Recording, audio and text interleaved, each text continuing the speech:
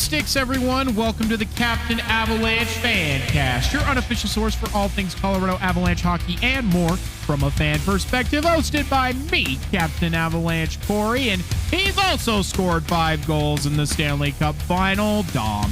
Now, we're no insiders. We're not inside the locker room face-to-face with our favorite players, but we hope to create a relatable and welcoming environment because we're just like all of you listening, fans. Fans with a deep passion for the game of hockey, and in this case, the Colorado Avalanche.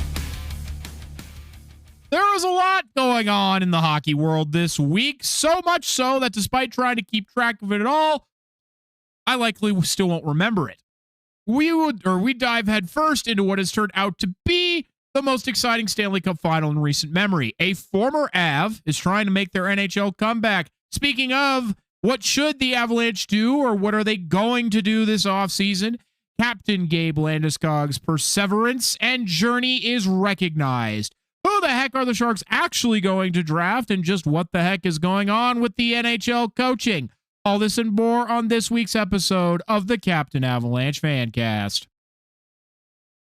Just like we tell you every week, both at the beginning now and at the end, if you like what we're doing here and you haven't hit that follow, subscribe, whatever that button is that lets you know we've uploaded every week, it means the most to us that you do if you can. It is a free thing to do. Our show does not cost you any money to click that follow button. And if you ever decide that you change your mind, guess what? It's free to change your mind too. Just one button click.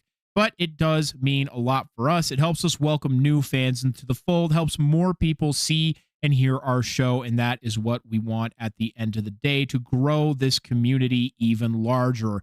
And the best way you can do that, like I said, is hitting that follow button, hitting that share button, even if it's just sharing our episode banner on Instagram, whatever it may be, it all helps. And of course, telling all the other hockey people in your lives. The best thing to do is to take their phone gingerly from their hand and aggressively punch in the Captain Avalanche Fancast on their respected podcast listening app, whether that's Spotify, Apple Music, what are some other one? Good Pod, or I don't remember all the other ones. YouTube, yes, that one too. Thank you, Dom. So whatever you want to use, we are there. Literally, we are fucking everywhere. So please, please, please, please, we would appreciate it. Thank you. Anyway, before we talk about anything this week, I just wanted to share a hilarious anecdote from the week. We were censored. This week, myself and my friends and family, unfortunately, Dom didn't go because he's lame and sucks and hates me, and participated at the Avalanche Paint the Ice event, in which fans get to come and decorate a clean white ice sheet at Ball Arena before the ice crew melts it down for the season. This is a yearly tradition, and we had always missed out, and rarely do you get a chance to go down on your favorite team's playing surface and stare up at the crowd. So I signed up immediately. We get there, and we're given the green light to paint anything on the ice surface by the reps present. Obviously, still being Avs related and not anything hateful or derogatory, which obviously we would never do. Well, my group and I had already planned to paint a massive listen to the Captain Avalanche Fancast shout out on the ice, because it was shown that the Avalanche social media account gets the most engagement out of any other team in the NHL. Therefore, it was likely that even if people didn't fully scrutinize the photo that Avs social team would post of the fully painted ice, that a few people will see our big boom, boom, boom, square saying Captain Avalanche Fancast, because let me tell you, it did turn out massive. And I mean, because of course we are trying to extend our outreach however we can, just like we just discussed. We want to gather more Avs fans to listen and to help welcome new fans into hockey, and especially make them fans of the Colorado Avalanche or San Jose Sharks. Boy, did we paint a massive shout out. It turned out fantastic too. We had a team of 5 going ham. And at no point, with reps surrounding us the entire event, did someone step in and state that we couldn't paint this or needed to paint something else. Because, again, it was massive. Wow. It was incredibly obvious what we were painting. As we wrapped up, my brother got paint thrown on him by a reckless child. we go to take our spikes off and see that our painting has drawn a massive crowd. A crowd of the Avs social team and other team reps. At first, it seemed they were just admiring our handiwork, but it became clear to our group very quickly that they were scrutinizing it and having an intense group discussion on what to do with it. We stared them down, they eyeballed us, because they knew it was us, and carefully waited for us to leave. Well, needless to say, if you have seen the post of the painted ice surface, there is a massive square in the center bottom left of the ice that is strangely and not at all subtly or cleverly covered with paint. That was our Listen to the Captain Avalanche Fancast work of art. Censored. Lame. I do, reflecting upon it on the drive home, understand the team's logic, even if I don't fully agree with it. The thought is that if they left what is essentially an ad there for a podcast that they don't know about, they're essentially saying, quote, "We as the Avalanche endorse this show and the thoughts and opinions expressed on it," close quote. And because we unfortunately do not have a pre-existing relationship with the Avalanche, for all they know, we are out here spewing hate, vitriol, racism, bigotry, and any other terrible things while speaking about hockey. Obviously, if you spend 5 seconds listening to this show, you would know that isn't true. Yes, we curse and say bad words and get animated, but I wouldn't say we talk any more trash at any more a harsh level than the Avalanche social media team themselves. And we don't get any more animated or animated to an inappropriate level than the various members of the Avalanche broadcasting team. There were also other logos painted on the ice that were not Avs related, such as a Chipotle logo, and ours is Avs related. And we're trying to welcome more fans to this team, as well as to the Sharks, which we literally have evidence that we have done despite our current small listener base. Our mission has always remained the same, and it is unfortunate that we were not able to extend that to more fans or soon-to-be fans. Once again, we were given the go-ahead to paint anything on the ice, and at no point did anybody step in to change our course or correct our painting. Instead, the thing we spent 30 minutes painting just got spilled all over. But if you'd like to see the uncensored version of the artwork, we have plenty of pictures of our own on our Instagram before it got defaced. Well, the best we can hope for is oh my God, you're here, Tom. I am here. I'm just kidding. After that long rant, I took another mini nap. No, but it was a good rant. I have to say, my hope is that even if they did deface it and cover it up, which, like you said, it is understandable. We could rationalize why that would happen. But alas, it still looked like a toddler was painting Christmas trees in red over the top of it, and it looked like a scribble. But perhaps, maybe, if the Avalanche social media team saw it, now they know of our nice little small fan cast we got going here, and who knows, maybe they'll feel differently. They'll spend some time this offseason, hear what we have to say, and who knows, maybe we'll get something in the future. I'm not saying that's going to happen, but forever the optimist over here that maybe they'll feel bad about what they did if they hear us chatting, and who knows? So I'm going to keep it positive. But yeah, it's obviously disappointing the amount of effort you, your family, and friends put into making that, just to have it all be, as you put, spilled over. Hashtag justice for the Captain Avalanche Fancast. That's too long of a hashtag. Just say hashtag justice for Captain Avalanche. Hashtag justice CAF. There you go. You'll see it in the post when we announce the episode drop on Instagram. That'll be in the hashtags. I just know it. I can predict it. I think you're probably right. Anyway, the Stanley Cup Final! If you had told me that this final would be an absolute classic, an all-timer, an absolute gong show from beginning to end, I would not have believed you. Every game seems like it is poised to make history, and none of the games minus Game 4 yesterday, because there was an empty netter, have been won by more than a 1-goal margin. In fact, I think that was the first empty netter of the series. With two being won, intense overtime slugfests But before we get into the rest of it, may I take a moment to bitch and moan in the complaint corner?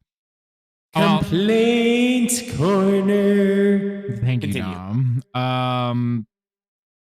Carter Hart has become the first goaltender in Stanley Cup Finals history to allow 4+ goals in each of the first 4 games. Where was this Carter Hart against the Avalanche? The very beatable, very human Carter Hart. Freddie Anderson certainly has not been much better, but Carter Hart has been much more beatable. The Hurricanes just need to quit allowing rush chances against and letting Mark Stone get behind them. But Hart has not been the guy that he's been rounds 1 through 3, and he was the difference maker for Vegas in a few games and even entire series. He was even getting Conn Smythe looks. Now he's about as far from that as you can be. And I am pissed the fuck off about it. And he was even this human against Utah, to be honest. He only really locked in against some games, or he only really locked in some games against the Ducks, and somehow became the best goalie on earth against only the Avs. It's fucking bullshit. I know you also don't like fart or shart, so I'll let you, or shart or fart, so I'll let you step in here for a moment. I think we went with fart or shart just because of the H and Hart, but that I don't know. I think I have more issue with him as a person than as a player. Maybe I'm the contrarian here who, looking back to our last episode, will just say about the Canes, pucks to net, that they're doing that. And so maybe that's why they're getting by him, is just because they're throwing shit at the wall and seeing what gets by. And so I don't know if Carter Hart necessarily changed much, but he's facing a lot more pucks, and Vegas is still setting, I think they broke a record for the number of, they didn't, not in a single game, but maybe in a single game, they have blocked a fuckload of shots. Yes, and I yet know. they're still getting through. I know what it was. In game 4 was the first time that anybody outshot Carolina in any game in this playoffs. That's crazy. And and still the number of pucks that are getting to the Vegas net is over, I think on average, over 25 per game. So it's still a reasonable number. They're blocking another 20 plus per game. So, that makes a difference. It just, you throw it at the net, and we'll talk about it more here. What happened in game 4, the game winner, just try it. Just put it on the net and maybe it'll go in. It doesn't have to look pretty. It doesn't have to look like it'll work. Maybe it will work. All you have to do is send it. So, gotta say, maybe Carter Hart was here the whole time, and there has to be some minute amount of accountability on the Avalanche part that we can be just as upset about. Well, yeah, we are. We talked about it the puck more all last week for an hour and a half. So, yes, I agree. But yes, not a fan of Carter Hart. I have to say though, and I'm going to say this and just get it out of the way because I have said it to some people. I was less negative Nelly about this series coming in than I feel like the average. That's not to say I told you so, but that these teams play a very similar style, which makes for fireworks. They both want to play the same game so they can both be in their game at the same time, which is thrilling. It's been such a fun series. I'm still going to root for Carolina to the end, but if every single game continues to go this way and Vegas wins in game 7, I'm not going to even be mad. Honestly, props to them. This has been a lights out series, and we can break it down more and more here in a minute, but just got to say that the Vegas hate is going to the side a bit here for me because of just how good this series has been, that it's too good. It's too enjoyable to watch to be hateful, if that makes sense.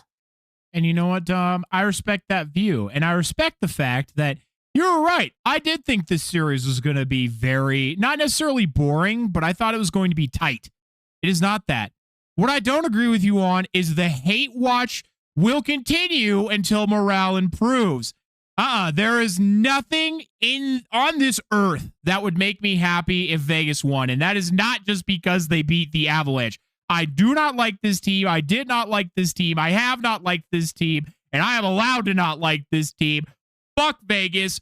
Fuck you, Rico. I would rather step on broken glass than watch fucking Vegas win a second Stanley Cup in only 9 years of their existence. Or ever, for that matter. They could be around 100 years, and I wouldn't want to see them win another Stanley Cup ever again. Fuck this team. I hate them, and I would hate it if they won, and I hope Carolina wins the next two. Ooga fucking booga.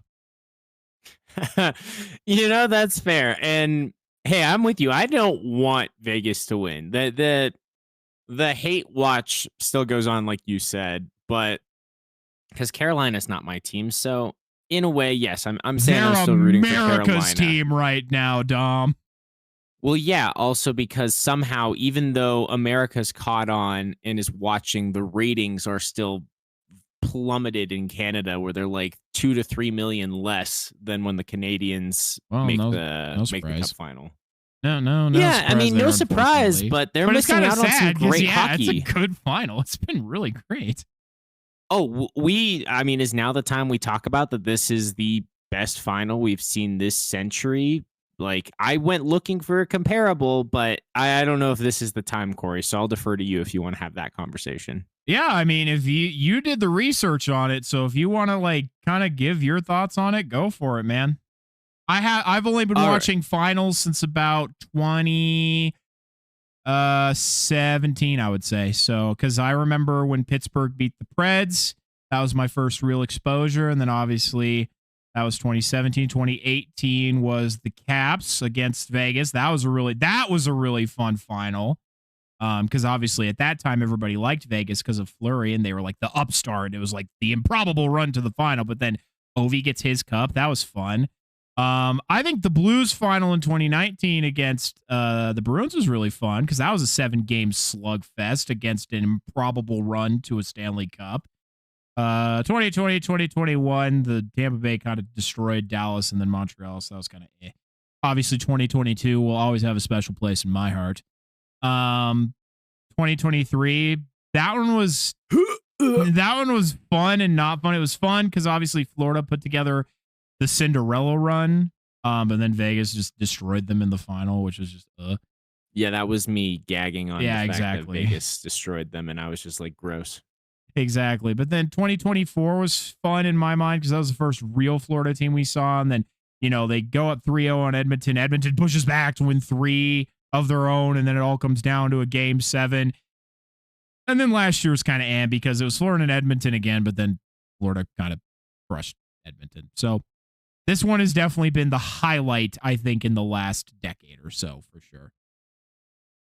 Yeah, but and I think... I'm sorry, that was a very long recap. You went through a bunch there. I just needed to flex my knowledge. I was like, yeah, look at all these finals that I know. Yeah, you knew 2017, but the year before that's when the Sharks made the final. I got to watch Sidney Crosby beat my team when Martin Jones was standing on his head and kind of pulling a Carter Hart a bit, where he just would be awful and stress-inducing for the team, and then go on a crazy playoff run. And it fell short, but what are you gonna do? It is what it is. Pete DeBoer, though, so I know you're happy that he didn't get a cup win there since he was coaching us at the time. I think as far back as I can remember myself, I know I was watching back in 2010. I remember watching as the Sharks got swept in the conference finals by Chicago. I think that was 2010.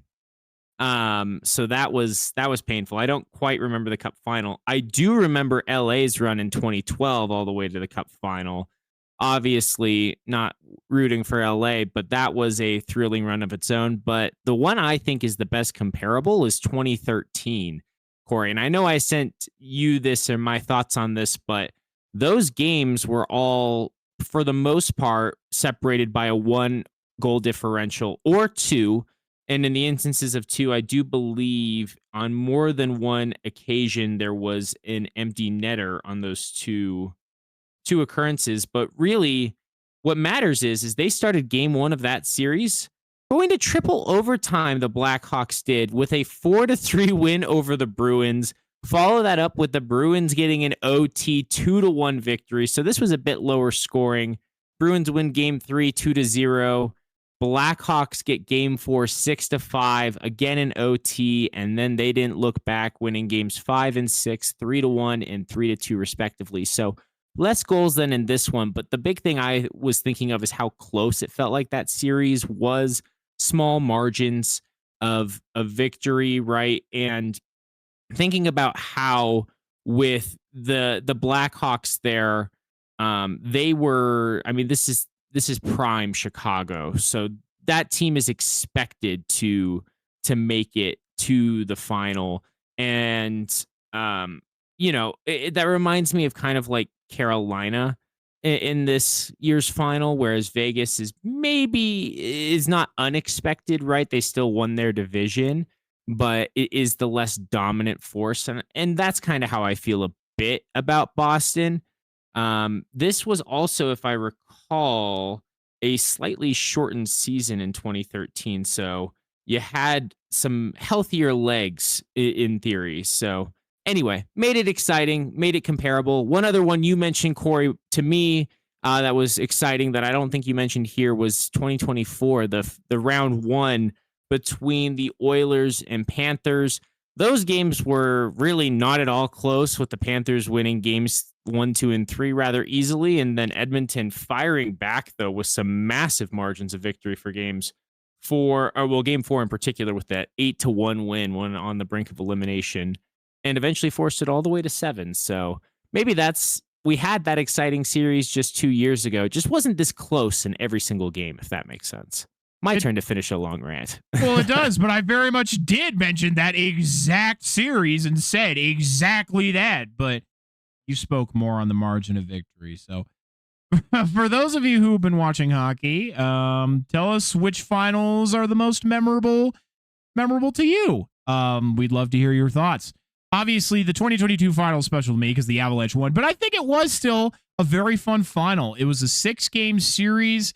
You know, you have the Avs come out with a strong 2-0 lead, taking both games at home, but then I had to think about it for a second. I was like, does that sound right? Yes. And then obviously Tampa comes back in game 3 to then, push back.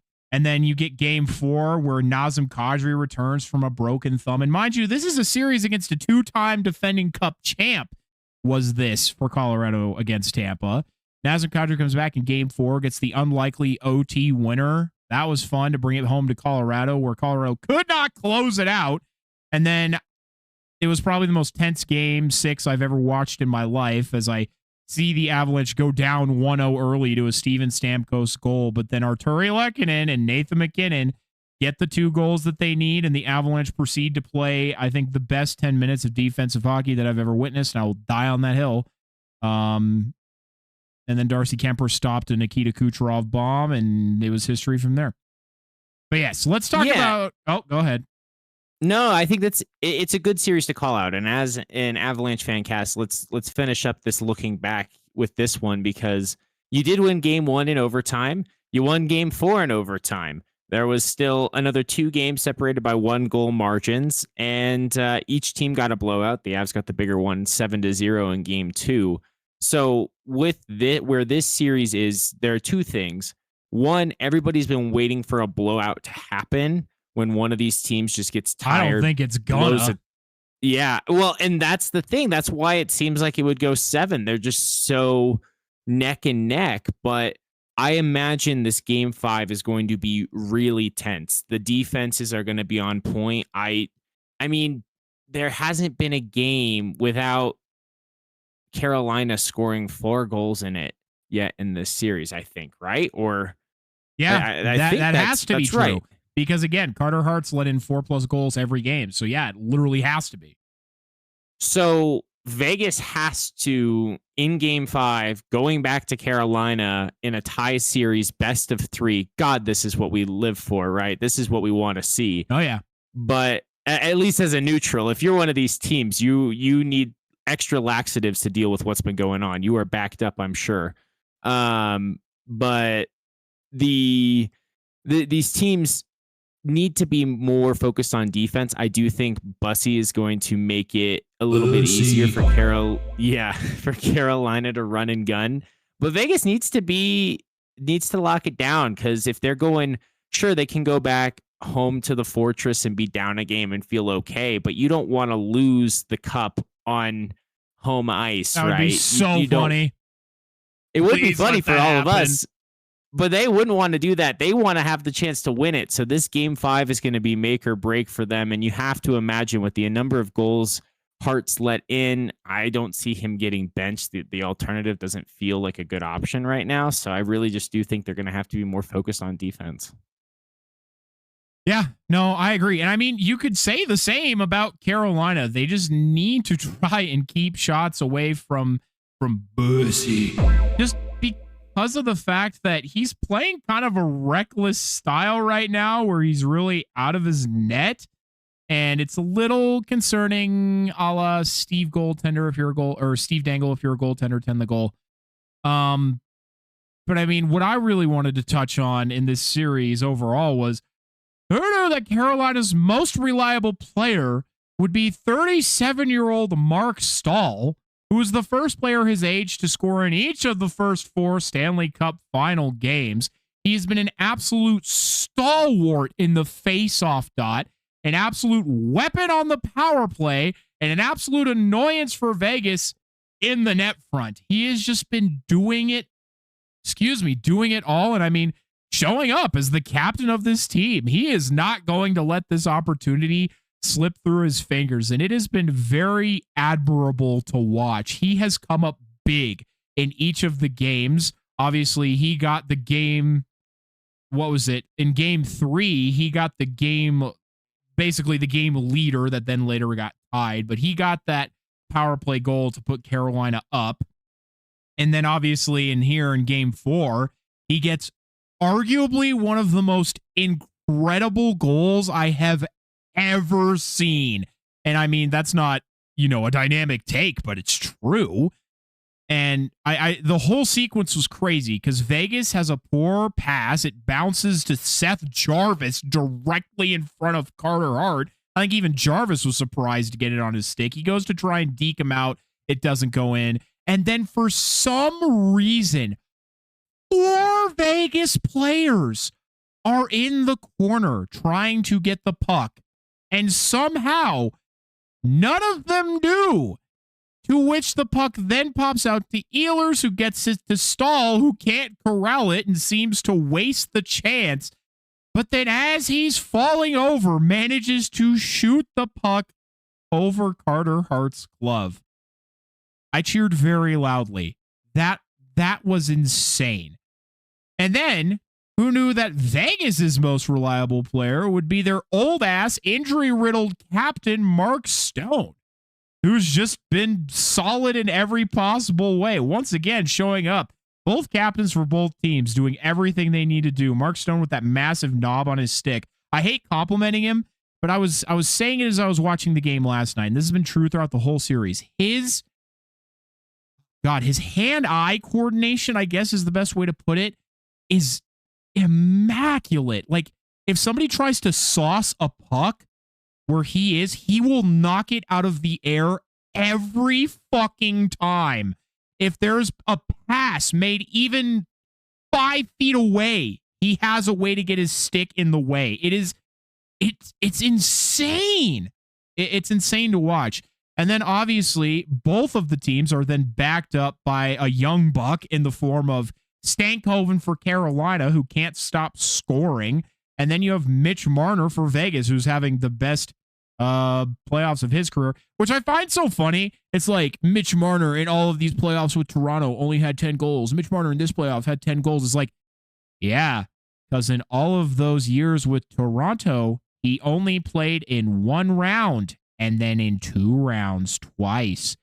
No wonder he only had a few goals. Here he got to play in 4. Usually good players can get more points if they can play longer. Crazy. And then, it's crazy. At the end, crazy as well, Stankoven, Carolina's the real winner of the Rantanen trade. You know, Nature's to Colorado, great. Rantanen to Dallas, great. They're not in the Stanley Cup final. No, it is the stink oven. And that motherfucker is torching it still. Well, it's a good thing you mentioned Stankoven. I always liked that part of the deal that Carolina got. I thought he was underrated in Dallas. No I'm kidding. grateful for the Avalanche that they didn't have to play him. But I remember, I feel like before that trade happened last season, we could go back on the episodes and check, talking about that as a potential type of player that the Sharks should be targeting based on the rebuild timeline. And I figured we probably wouldn't be able to, but he's a great player, and now he's had the opportunity to shine, especially with the top line being silent, really, for Carolina. But they're also taking, if they're taking the best defense and it's a distraction, it does open up those opportunities for Stankoven and others. Lot of things there that you said. But, I know, I did just kind of spew out a lot. It is important. This is what you want captains to do. This is the time for them to show up. Let's be real. We talked about it. Gabe Landeskog was like the only person to show up last series. This is the time of season when you show why you are the captain. And so it's not exactly surprising. It almost has to be expected that that's the way you need to play right now. You need to put the team on your back and carry them through when there's difficult moments. The fact that Stahl somehow got enough on that, had enough of his skate still on the ice to push off to elevate that puck is baffling. Jaw-dropping goal for that game winner. And I think that's his second multi-point game of the series. I might be mistaken, but he's had himself a heck of a series. So, and then of course with Mark Stone, I mean, he might quite possibly be my least favorite player in all of the NHL. Granted, I would love it if he played for my team. He reminds me of Joe Pavelski with the hand-eye coordination, something I do dearly miss in San Jose.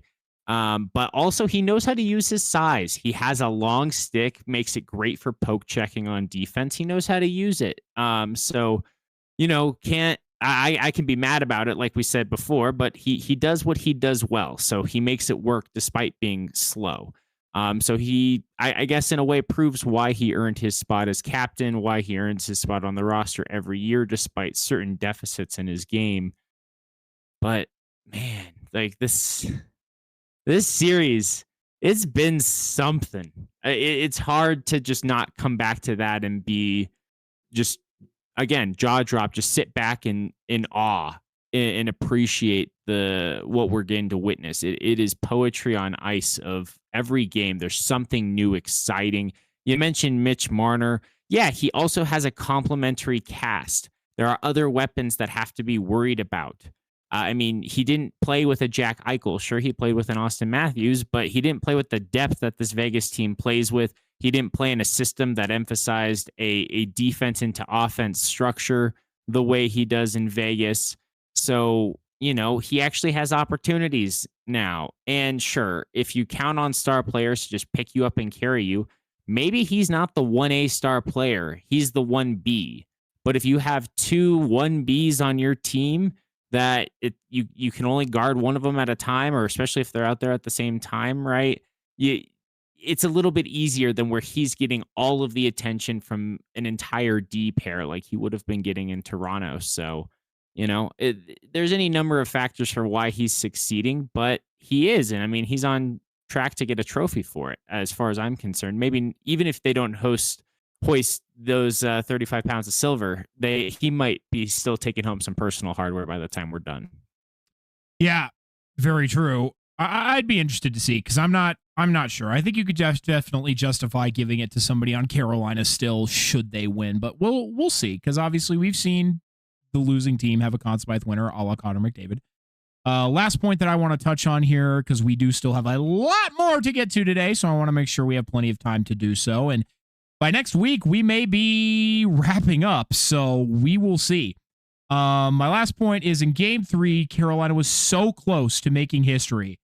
In case you somehow missed it, Carolina was down 4-0 in the third period to Vegas and climbed all the way back to tie the game. The last time a team climbed all the way back with 4 goals in a third period was in 1982 with the Miracle on Manchester game when the Kings rallied to defeat the Oilers 6-5 in overtime.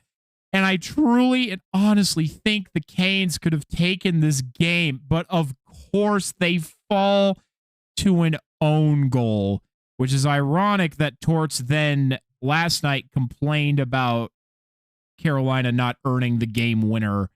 Sure, man, I don't know how Stahl, giving everything he had to still shoot the puck while falling down, isn't earning it, but sure. But we can discuss that for... Oh, yep. Go ahead, Tom. It's a good thing you mentioned Game 3 because that's what I was forgetting. It was slipping my mind on what I wanted to say about Marner. He sets the record for the fastest hat trick in a Stanley Cup final game to make that a 4-goal lead, right? Then in the third, Carolina snaps back with the fastest 3 consecutive goals. 39 seconds. The way. 39 seconds in the third period. We've seen multi-goal third period comebacks every single game. That is awesome. And then a lull for like 10 and a half minutes before they get the tire, force overtime. We finally get the multi-OT game we've been wanting and waiting for. The fact that Vegas had, not only in this game, also in Game 4, where they just had it cross the line after the buzzer at the end of the second period. But in Game 3 here, 2 different goals that were called back. It does feel like, in a way, the right team won the game, like a karmic balance there. But it's just been nuts. Something different every single game. We had a 1-goal victory late in period 3, then a 1 overtime win, then a 2 OT win, and we finally get our first empty netter in Game 4. Oh my goodness. Yes, we want Carolina to win in 6, but also can this series just go for a best of 11? I feel like we could go to a best of 15 and they would still go 15 games. So 7 feels easy at this point. Truly. I think what's made it so fun as a neutral is, and again, last point here, as you were kind of saying, no lead is safe. There is, and obviously that feels awful when you're a fan of either of these teams, but as a neutral, it's really fun because it doesn't matter. For example, last night, Carolina goes up 3-1. Well, Vegas just claws right back, makes it 3-3. And so then when Carolina went up 4-3, you're like, Vegas, they just kind of tie it. So you're just waiting for it. And thankfully, Ehlers got the empty netter. But, and obviously even a 4-goal lead isn't safe. So truly, no lead is safe. So I cannot wait to see what Game 5 has in store for us on, I think, Friday, right? Because we're getting a 2-day break, I believe. Yes. Yeah, we have a little bit more break time here. Dumb. No, we get it on Thursday, and then Sunday is when we get the extra break. So it is tomorrow. So yeah, if you haven't been watching, turn on your TV tonight, obviously, because it's on. But okay, let us move on. I have been brainstorming the last few days, as well as seeing some other writers speak on this subject as well. What should the Avalanche do this offseason? This was one of the best rosters the Avalanche have put together in a long time, but it still clearly wasn't a Stanley Cup level one. So I have a list of things that I think, as well as some news and rumblings I have heard, all in regards to the Avalanche this coming offseason.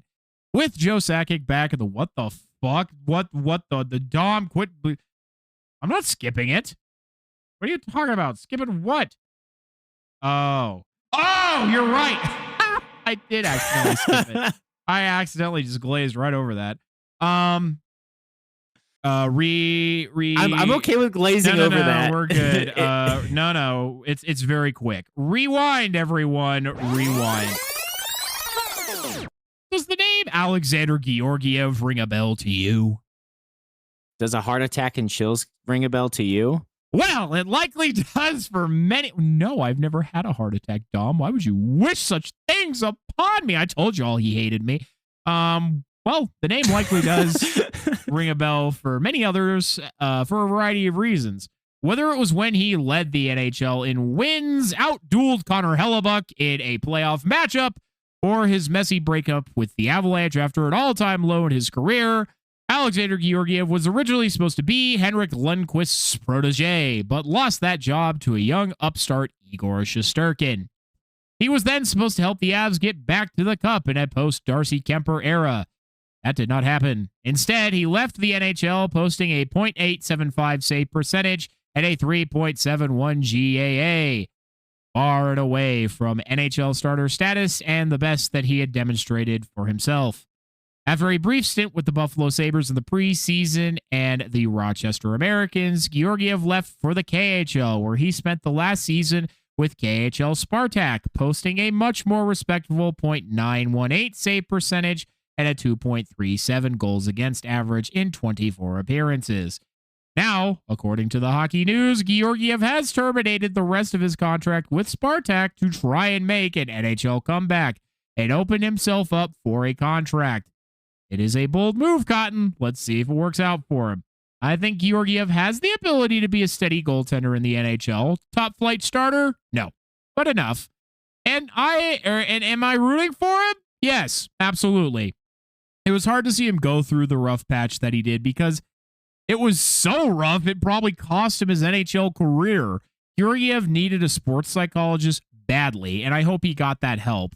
Needless to say, it'll be interesting to see if any teams take a chance on him and if they do, what the results will be. One team I could see actually being a possibility right now, just due to their goaltending status, is Florida. That's my thought. Interesting. Well, that's not a bad idea. They have the opening with Bob expected to go elsewhere. They have both openings. Tarasov isn't signed, and then obviously Bob still isn't signed. Even if you think they'll re-sign Bob, maybe you sign Georgiev to a cheap backup contract and use him. You know what I mean?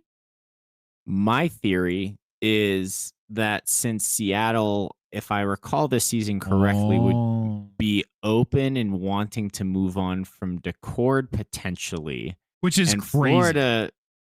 Florida would seem like the type of place that would go get Decord on the cheap and then make him good again. Then you have a pairing of Grubauer and Georgiev, and Seattle can have the Avalanche cast-offs to continue building up that fake-ass rivalry in their head. Like, they're so convinced, the Kraken fans are so convinced they have a rivalry with the Avalanche, they will just sell it to themselves. We brought these goalies that they cast off, and we're going to use them to beat them until they fall flat on their face, which we'll all laugh and enjoy. But that's why I like this theory. It feels funny. Not a bad but also thought. Possible. Yeah, no, genuinely not a bad thought. We'll wait and see, because I mean there are some vacancies here. The problem is he really just isn't starter status, so we'll see if anybody gives him a chance. I hope they do. I genuinely hope they do. We'll see. Now then, everybody, let's. Oh yes, I hope they do, so we can score 4 goals on him. No, not Georgiev. Okay. Try again, everybody. Brainstorming. What should the Avalanche do this offseason? This was one of the best rosters the Avalanche put together in a long time, but it still clearly isn't a Stanley Cup one. Listed some things, news, rumbling, my own personal opinion. Joe Sakic is back in the GM's chair, and Barrett Jednar, goddammit. Jared Bednar! Yay! Fuck! Barrett Jednar! Fuck! Damn it. That's still my favorite. Jared Bednar still is head coach. There is still reasonable and expected changes necessary. Therefore, in no particular order, here are some things that the Avalanche need to do, will do, or may do, probably do, hopefully do this upcoming summer to keep their contention window open. Item number 1.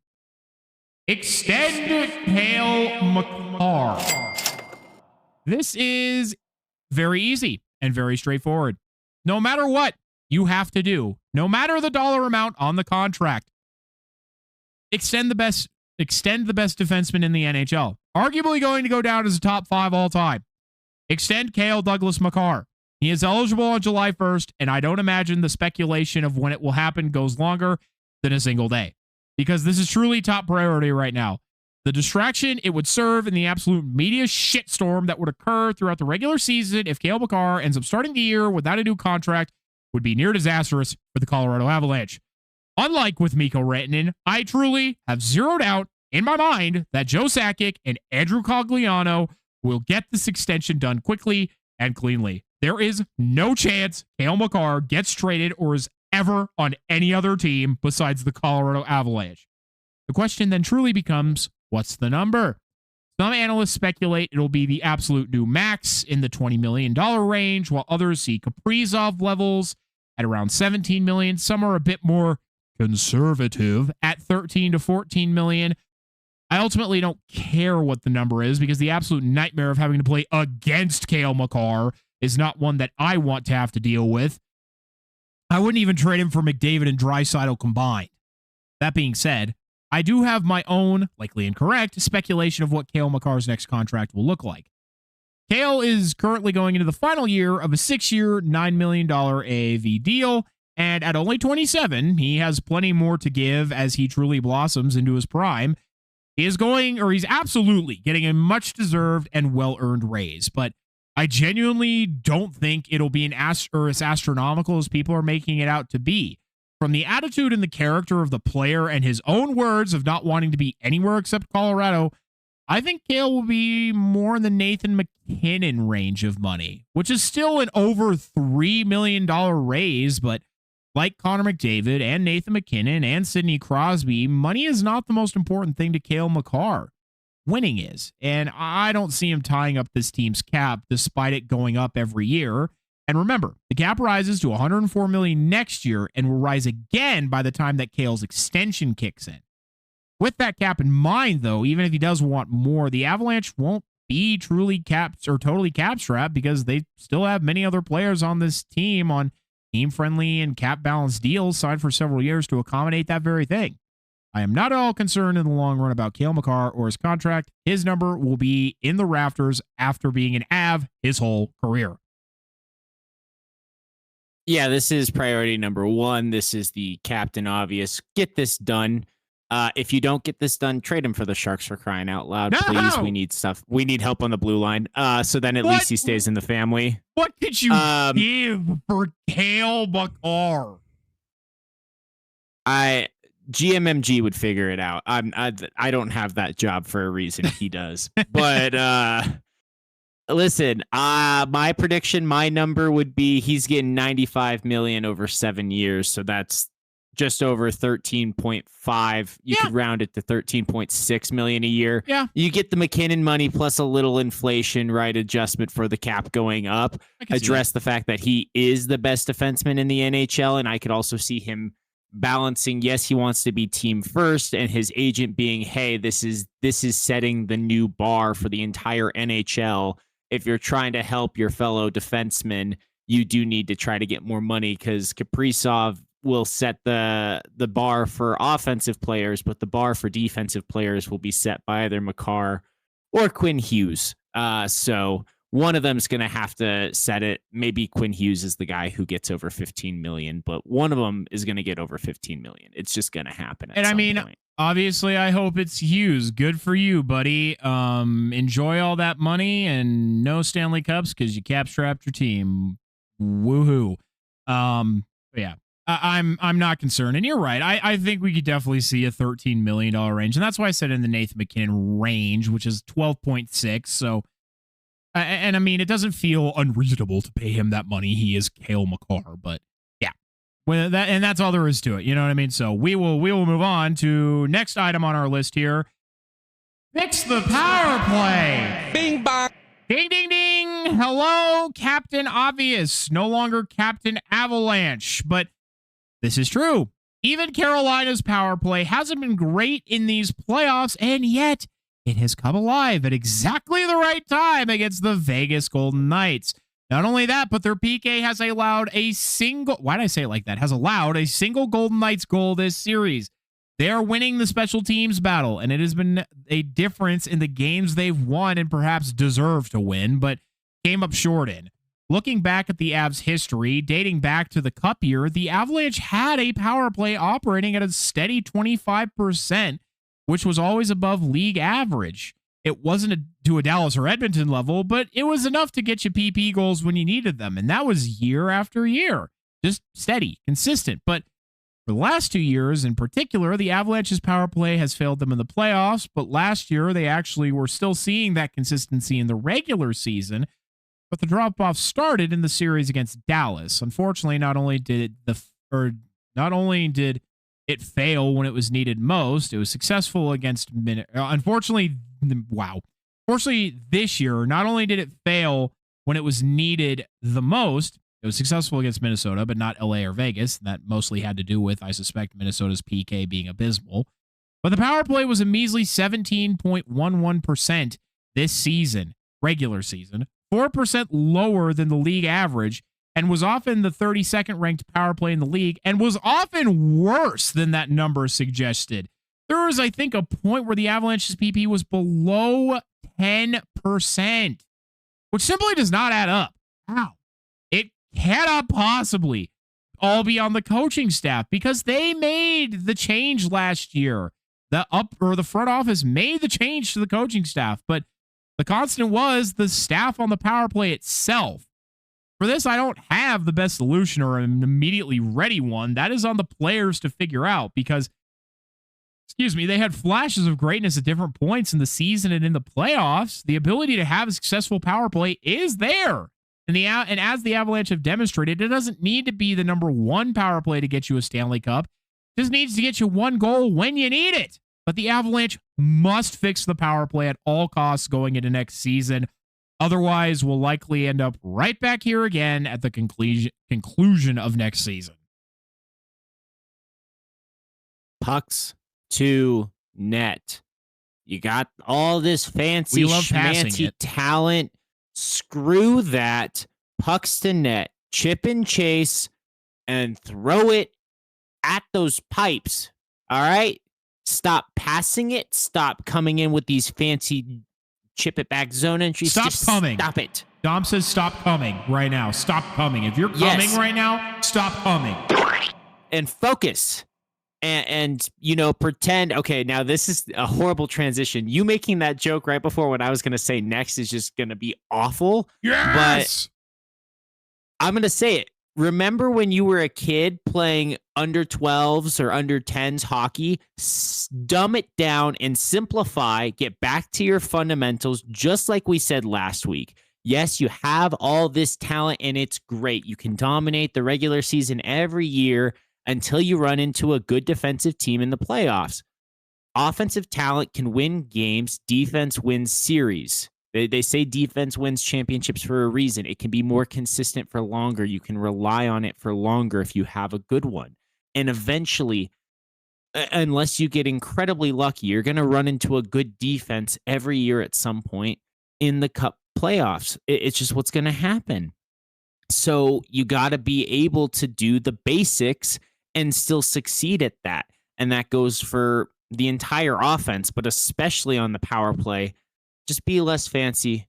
Just be straightforward, basic, dumb it down where it's almost boring until you start scoring goals again, and then reintroduce little wrinkles and make it new and refreshed and exciting so teams can't prepare for you.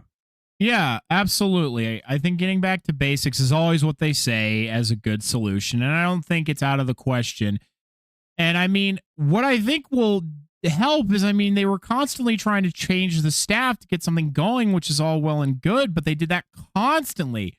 Try and stick with the staff for at least a little while to get that chemistry going and get it together. And another thing is, I don't know why we're so afraid of copycatting. Copy what makes some of these other teams that play a similar style to you but have a better power play successful. Copy what Edmonton is doing. You have players of a similar skill level. Do I think Marty Necas is as good as Draisaitl? No. But the point remains the same. Try that. I don't know why they won't try that. Obviously, I don't know. I haven't played the game, so what the fuck do I know? But that's what I would do if I were a coach. But anyway, moving on to our third item of business. Trades and get younger. All right. So here is the real meat and potatoes of the segment here. This is mostly my thoughts, and the players that we'll talk about were ones at the forefront of my mind anyways, but I must acknowledge that they were discussed by some of them were discussed by other Colorado media as well. In my opinion, though, the Avalanche need to shake it up, but just a little. Not shake it up so much that you lose the carbonation in your soda, but shake it up to where you get a bit more fizz. Dom, was that a good analogy or is that a fucking terrible one? I guess what state, how long has the soda been open for? If you shake it up, you're thinking about fizzing. it way too hard there. All right. You asked an engineer a question. Yeah, you're right. You over-engineered it. I think the Avalanche can do this by changing up some of their wingers at the top, middle, and bottom of their lineup, as well as injecting some youthful energy into the team of what is rapidly becoming old vets. This will be accomplished more through trades rather than free agent signings, something that is a bit outside the norm for the Avalanche, a team that notoriously likes to bring in grizzled vets in free agency. But it will also come from players earning their spots from the Eagles and the collegiate system. First, let's talk about the Avs UFAs and RFAs. The good news is there are not many, and the ability for the Avalanche to run it back with a roster very similar to the one they used this year with some clever tweaks and modifications is possible, while still maintaining a ton of depth. According to Puckpedia, the Avalanche's UFAs are as follows. On the forward side, you only have one, Yoel Kiviranta. And I do think Kiviranta goes this year. This is of no ill will towards him. I like Kiviranta. I have for a long time, and if he comes back on another team-friendly 1 to 2 year deal, as is typical of role players of his type and style, I will not complain. But I think Kiviranta leaving for another organization is a positive because it will give young right winger Gavin Brindley a chance to earn his spot on the team and play a full and meaningful season with the Avalanche. I think Brindley has more to give and more growing skill-wise to do. Even at just 5'8" and 172 pounds, Brindley is incredibly tenacious and is unafraid to battle for pucks in the dirty areas of the ice, bang and crash the net, get physical, and even show flashes of silky hands on occasion. He is someone I want the Avs to keep building upon because he could be an excellent role player like a Logan O'Connor that the Avalanche could hold on for years to come, who would become a staple and a fan favorite. Dom, anything on that before I move on to defense? And if you want to shout out at any point, because I'm kind of going to go into it here, you by all means can. Before I shout out anything, do you have a part of this on who you think might be exiting in a trade, or are we just going to stay right now just purely in the UFAs and RFAs? Just stay purely in UFAs on the forward side. You know what? Give me a second, and then I think you'll see where you can kind of jump in here. I think what you're thinking right now, I have it coming. I didn't write it down, but it's in my brain. So we'll get there. So let me get through this, and then okay. We cool? We good? Okay. On the defensive side of the UFAs is where the Avalanche run into a bit of a sticky situation. You have Brent Burns, Brett Kulak, Nick Blankenburg, and Jack Ashawn.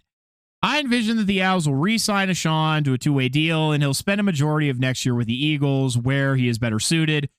He is not a major player in this conversation. As for Blankenburg, his previous cap hit was league minimum. He's already 28 years old, but still isn't old. And while I wasn't terribly impressed with him during his time in the playoffs, I think as a seventh defenseman, he is an option for the Avalanche, but if he were to come back, it would have to be on another cheap deal. But the Avalanche also have some collegiate defensemen in their system like Francesco Del Elche and Sean Behrens, who didn't get a chance because he was injured last year, that I could see getting a look, especially Sean Behrens.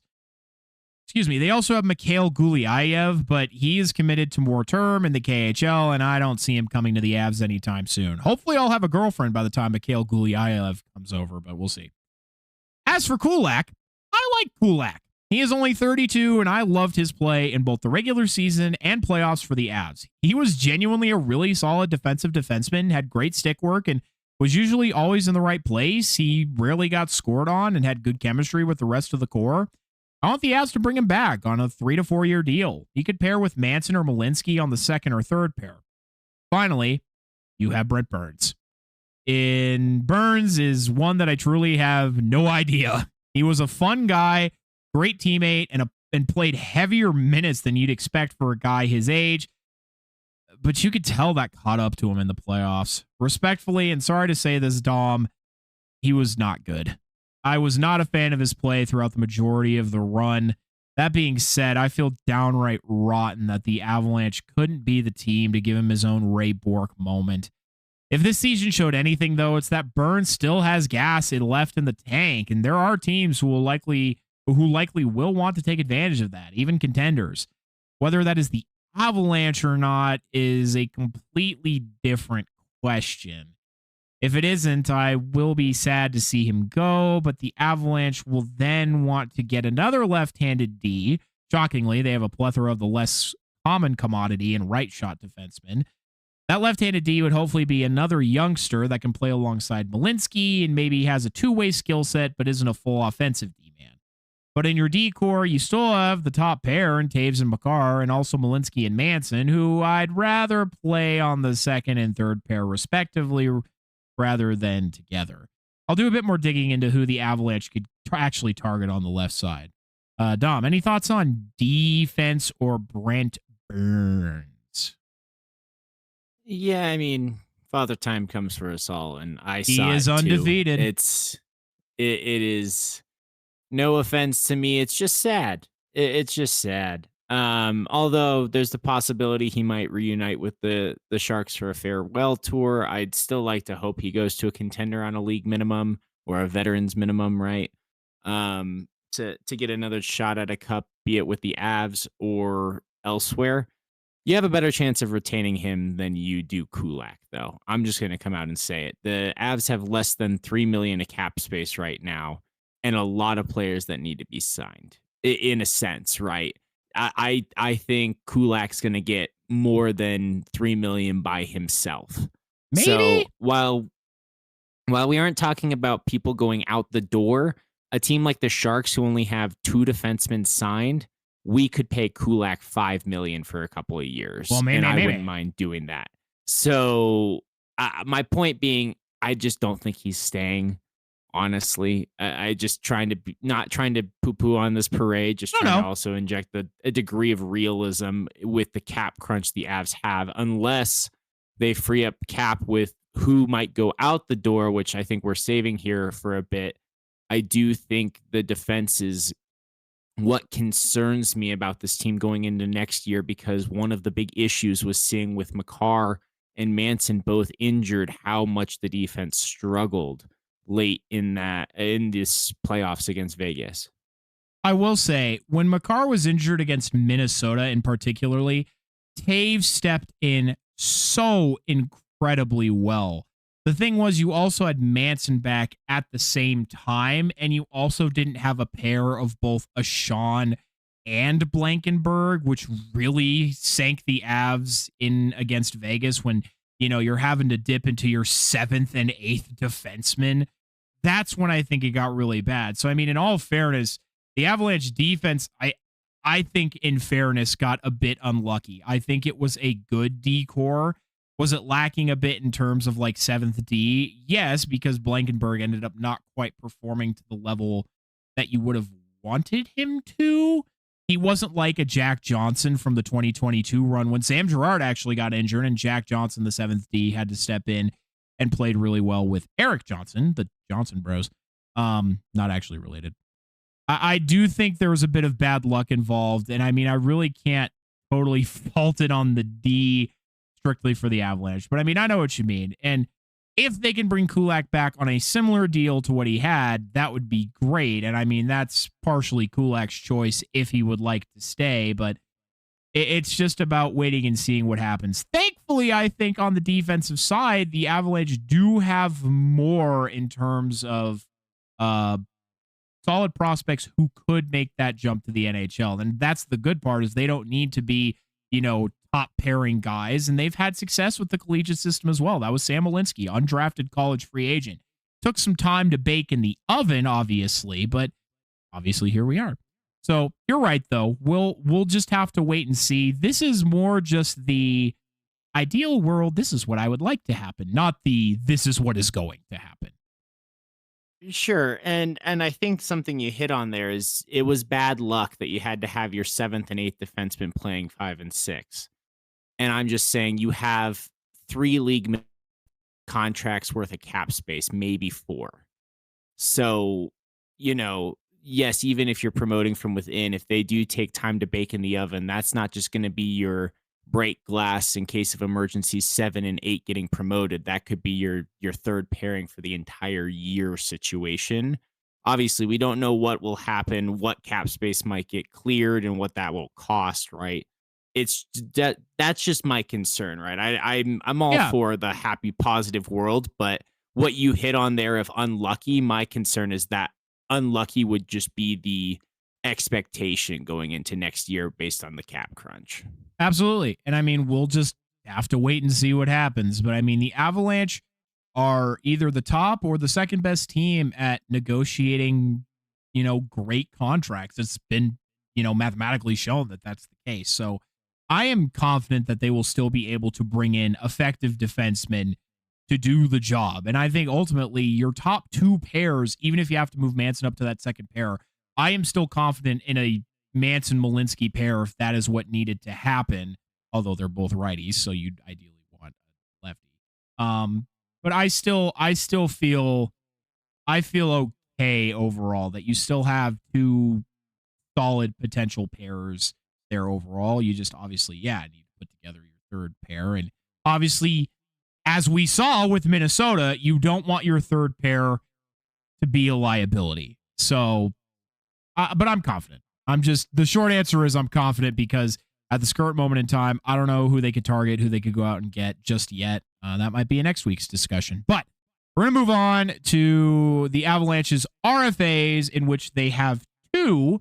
And in case you've forgotten, RFA means restricted free agent. It happens when a player reaches a certain age in the NHL or they have played for a certain amount of time. But that means that the team still has rights to that player to sign them first in the offseason. They have not, no other teams can target them, even though they're technically a free agent. They are a free agent to the Avalanche first, and if another team wanted to sign that player, they could trade for that player's RFA rights, which is what we may see. So let's start with the easier one, and that is Zakhar Bardakov, the young Russian center/winger. I don't see a reason that the Avalanche wouldn't keep Zakhar Bardakov around. He was a good call-up whenever they needed him. He definitely has more developing to do. I think he's a bit more behind Brindley, but he did have, I think, good flashes. I know he wants more from himself as well. So, I mean, if he commits well in this offseason to improving and really shows out at training camp, who knows? Maybe he could earn himself a spot. But I mean, I like him. He's young. I think there's no reason to not keep him around on, a league minimum deal, 2-way deal. But we'll see what his decision ultimately ends up being. Here's the complicated one. Jack Drury. Here's what I've heard with Jack Drury, and it's unfortunately not the best news, is that the Avalanche have thrown out a couple deals at Jack Drury throughout the season to try and extend him, and he has said no. His line mates, Logan O'Connor and Parker Kelly, are both in the range of 1.7 for Parker, 2.5 for Logan, and it just seems like Jack is looking for more than that as a fourth line center. And the Avalanche, I think rightfully so, don't want to be throwing around that money for their fourth line center more than that. Now, if he wanted something like in the $2.2 million range, I think that would be perfectly acceptable. And it sucks because I don't want to see Jack Drury go. He, gets you a nice 20 points, 10 goals every year. He is an absolute demon in the face-off dot. He was easily the Avalanche's best face-off player out there for important moments. Once again, bang and crash guy. And he has a great chemistry with Logan O'Connor and Parker Kelly. He is very, very likable. But I mean, if the money isn't right, it just isn't right. And then, that leaves the Avalanche in the misfortune and unfortunate position of having a center depth of just Nathan McKinnon, Brock Nelson, Nazem Kadri, and Nick Waugh. So, I mean, that's four names. There are other teams that are in a worse spot. I think the issue you're running into here is that to the Avalanche, he's a 4C. To a team in dire straits, I think Jack thinks, and other teams might think he's a 3C. So with the cap going up, can he reasonably get 3.54 million? 100%. Get a chance at more minutes? And that's the one I wanted to say before, because let's be real, all due respect to Kiviranta, if he goes, I'm not worried. The one that concerns me is Jack Drury, and that was part of why I liked what the Avalanche got in the Mikko Rantanen trade was what Jack Drury provided. And so losing that, it does put a damper on just the long-term outlook for that trade as well, for me personally. Exactly. And I mean, that's the unfortunate part. But I mean, if a player says no, he says no. But I think the benefit to it is not only do you still have an insanely deep center group with still some youth behind it in like Bardakov, Kelly can play center as well. So if you want, shift Kelly to center, put Brindley on his wing with O'Connor and Kelly, you still have 5 centers and then a 6th center in Bardakov. So the Avalanche, very thankfully, are not lacking at the center position. You're right. First of all, Dom, what the fuck is with this somber tone you're giving me? You're all earlier, Mr. Oh, I'm always so positive about things. Now you're like, it seems like the Avalanche are doomed. What are you doing, Dom? Why are you so sad? I'm not sad. I'm doing what we talked about last time and trying to reset the expectation bar so the Avalanche can actually exceed it rather than get crushed under a bar that's unmeetable. We are here recording like 2 hours later than planned. So I am admittedly just lower energy, like pacing my awakeness level because I just didn't have afternoon coffee today. So that's just on me. I am admittedly not falling asleep, but a little, like, shall we say, dragging a bit. I know my brain is a little slow on the uptake, so my speed of voice is also a bit lower. But I guess I'm just trying to offer also here, not just trying to level or set expectations a bit more reasonably, like we talked about. I think it's fun to be a little bit fire and ice with it and see for all of you listening what you guys think. So if you think I'm awful and just the worst, please do tell me in the comments because it would be exciting to see you comment. If anything, I am an awful friend to Dom, and this further proves that point. Stop it. You are not. How did this go from you savaging me for being negative to then you savaging yourself for being an awful friend? Like, which of us is the bad friend? Figure it out. That's how it always goes, Dom. And, being the fire and ice, the likely answer is somewhere in the middle. That's usually how it ends up working out. But the advantage to if Jack Drury keeps saying no to a deal, the Avalanche can't afford him, fine. Here's the benefit is he's an RFA. And because the Avalanche have rights to sign him, they can trade his RFA rights to another team that wants to sign him to get assets in return. And obviously, I think Jack Drury does still have upside. He's only 26 years old. If he keeps working, who knows? Maybe he could be a second line center on a less good team over time. But you're right, Dom. He definitely has third lines at this current moment in time, third line center potential. And I mean, the Avalanche don't need that. Do they want to keep him around? Yes, they've clearly expressed interest in that.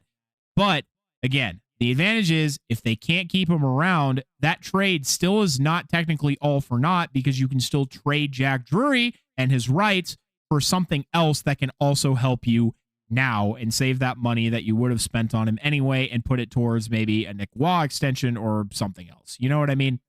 Or, again, anywhere else. I'm just throwing out Nick Waugh as a name.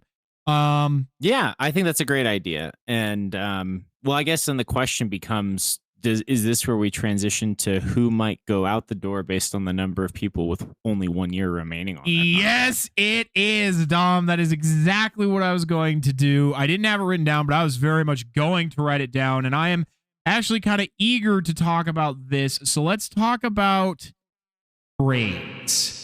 And this also, again, ties into, the getting younger portion of it. But let's talk about trades. Let's talk about, unfortunately, the obvious elephant in the room in Ross Colton. I like Ross Colton. Thankfully for Ross Colton, he is already a Stanley Cup champion. Wished he could have been one with the Avalanche. But after this last season where he had a big down year, he has had some injury troubles the last couple of years as well, especially this year.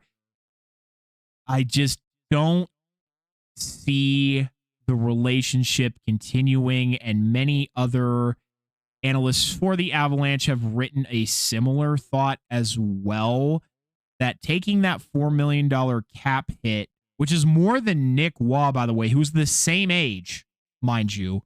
Nick Waugh is only making $3 million right now. And shifting that somewhere else. And I mean, Ross Colton is a good player. He has top six potential, mostly middle six guy, but I mean, he can play up on your second line if you need him to. He has the ability. He's an aggressive player. He has a lot of great qualities. It just hasn't ever quite reached the level that I think the Avalanche needed it to.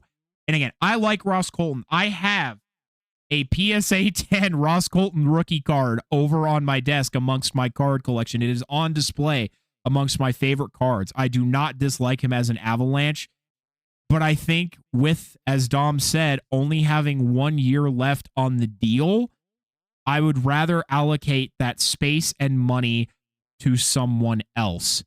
And you also want to make room. I was going to say I meant to kind of backtrack here with Jack Drury leaving.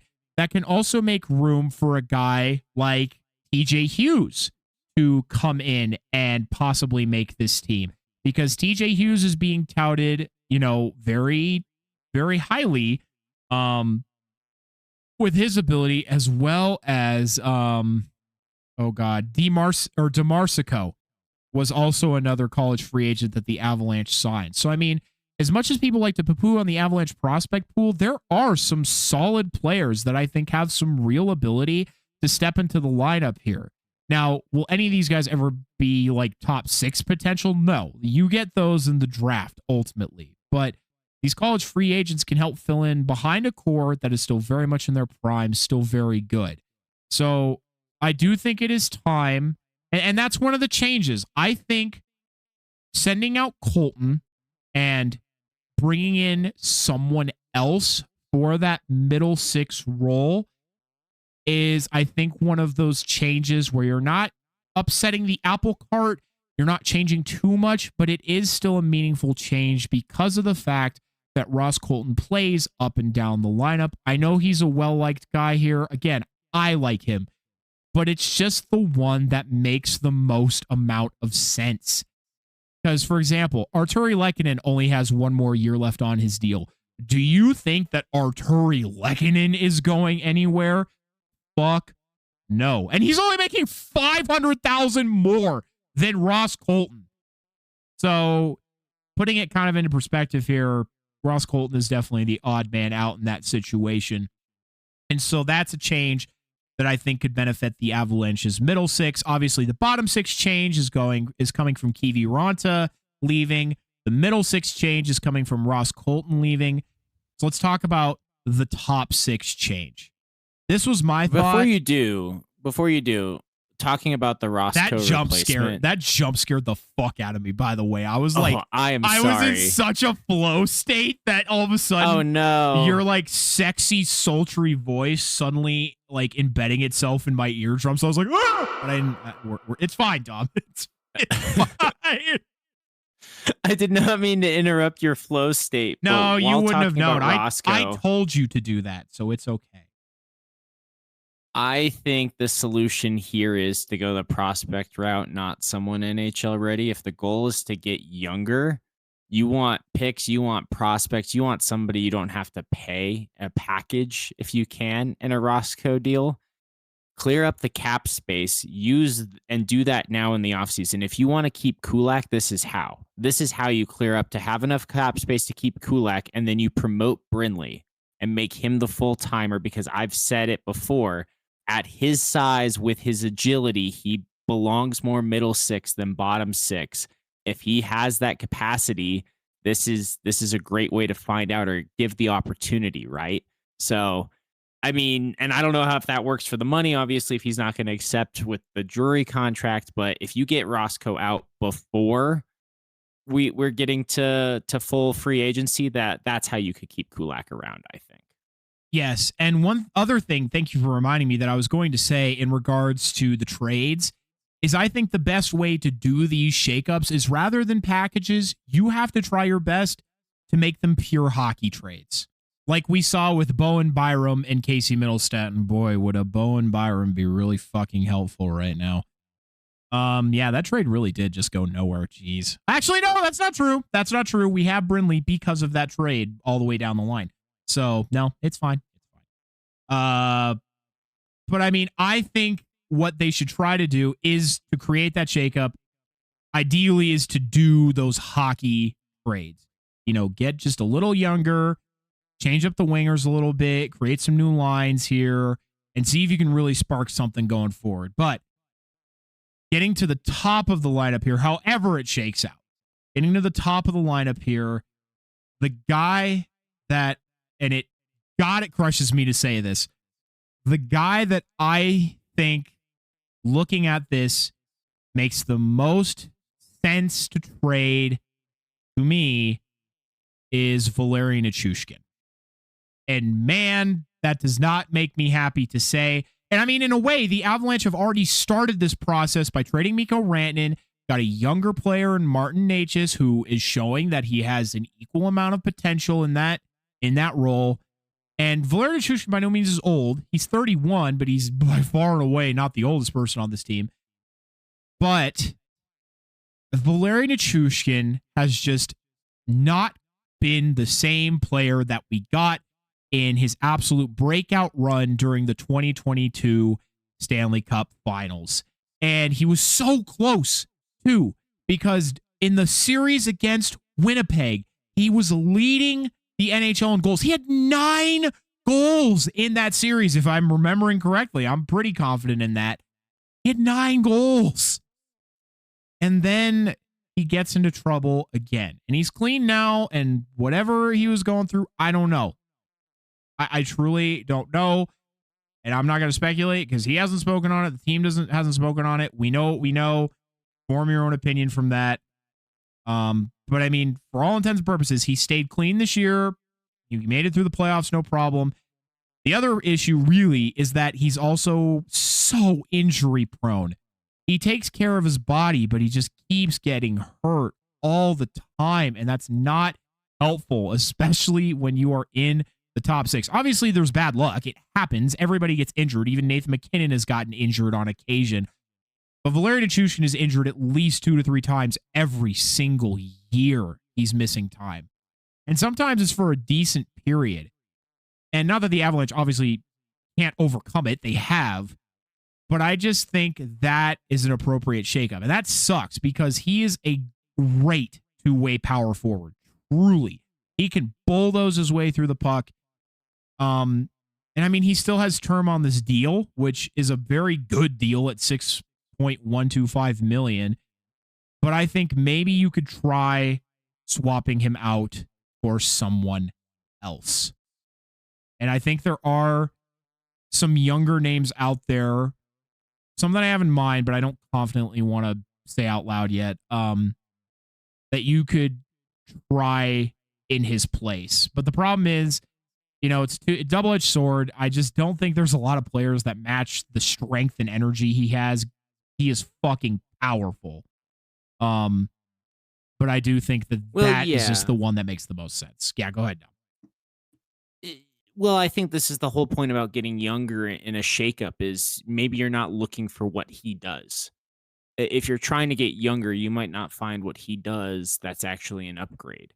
So you kind of have to pivot and modify your team, try to fulfill that in the aggregate, get someone else who can play that way on the third line as a power forward or something, and then add more flash to this top 6 or more puck moving, right? If you're going to be hell-bent on passing so much, get someone who's better at that. I agree, you need someone who's sizable, who can screen, because I think that's what the Avalanche need to get back to again with fundamentals. But he is the glaring obvious contract at 6.13 according to Puckpedia per year for the next 4 years. And if you're paying, again, Nick Waugh $3 million to play third line minutes, and you've got him for 1 year, right? But he's going to play ideally for you the whole season next year. And then you're paying Val more than double to play 3/4 of the season. If you're lucky, it feels like, just based on his track record. It does now seem like that contract, it's not bad with the way the cap's going. So you will be able to move it, maybe retain a tiny bit, maybe that 0.13, if you will, that some small number gets retained in a deal. The issue I see is the 12-team no trade clause. Obviously, I don't know who's on that. It's just going to be slightly limiting for the Avalanche because they obviously don't want to send it to a rival, another contender. But I'm guessing those are obviously going to be the teams that Val would want to go to, right? That wouldn't have been on his list. So trying to find that niche in between is where the real difficulty lies in maximizing the value. And I mean, I get the value, right? I've compared Chernyshov to Val Nichushkin, and that's a good thing. That power, you know what? That's a great idea. We'll take that guy. You can have Val Nichushkin. Nope. Don't even.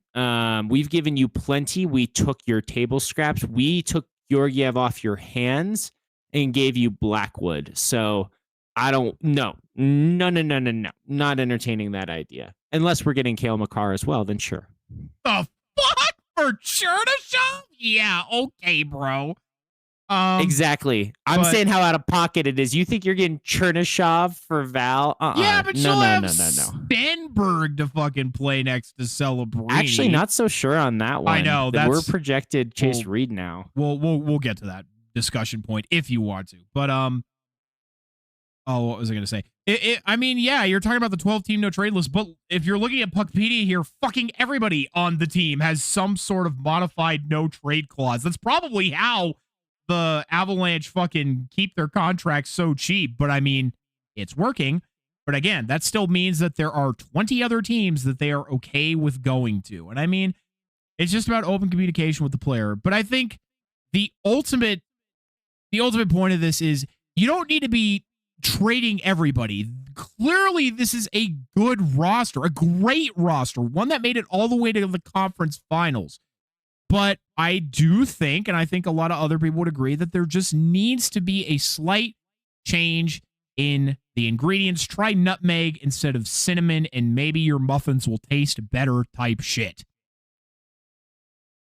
Yeah, that's fair. I do have one more name. If you wanted me to answer that name or enter that name into this conversation. I mean, by all means, if you have someone, please go for it. You're gonna hate it.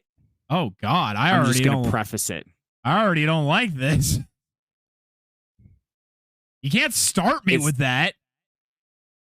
If you want to sell high on a player who is going to be in on an expiring contract at the end of the upcoming year, so 1 year remaining as we speak, Scott Wedgwood. He's only making $2.5 million. There's so many teams that need that goaltending. His value has literally never been higher, and he's only getting paid $2.5 million, and it clears up your goalie logjam, and Blackwood gets more starter minutes. It just feels like your gin card, honestly. And we love Wedge Dad. I don't want Wedge Dad to go. But if you're the most obvious deer in the headlights screaming trade to me right now with the goaltending needs, when we talked about Florida earlier, that is the one where you can get the king's ransom of an overpay based on the fact that he went on this playoff run. I know it didn't finish perfectly, right? He had his struggles, but he still did it. He still had his best career season in pretty much every metric. So on a 1 year deal for only $2.5 million, he's the most movable asset. And Excuse me. My goodness. You know what, Dom? I actually don't hate that suggestion. I thought you were going to say anybody else. I'm not mad at that one. And you're right. I love Scott Wedgwood, but that is a keen observation there, Dom. Truly, I think that is not a bad suggestion because, I mean, the Avalanche have two goalies down with the Eagles now who I think respectively want that backup spot in Minor and in Nabokov. Nabokov's supposed to be the Avalanche goalie of the future here. And I mean, Trent Minor, he's looked great in every time he's had to step up. And I agree, and I think I want to discuss it more next week, that Blackwood needs to, I think, be the guy next year. Obviously, injuries played a part in the reason why he wasn't, but, you know, I loved watching Scott Wedgwood's rise this year, but you're totally right. It would not be unwise to take advantage of that. So we will wait and see. Obviously, everybody, none of this is really going to unfold until A, after the Stanley Cup final is over, and B, once free agency really starts. You can make trades before then. It doesn't matter. But usually after July 1st is really when we start to see a lot of activity start to happen. And it's one of me and Dom's favorite days because we get to watch our phones for 12 hours at a time as we're like, oh my God, this guy just signed here. No way. Oh my God, this trade just happened. It's the best. Last year, I was watching as you texted me while I was still working.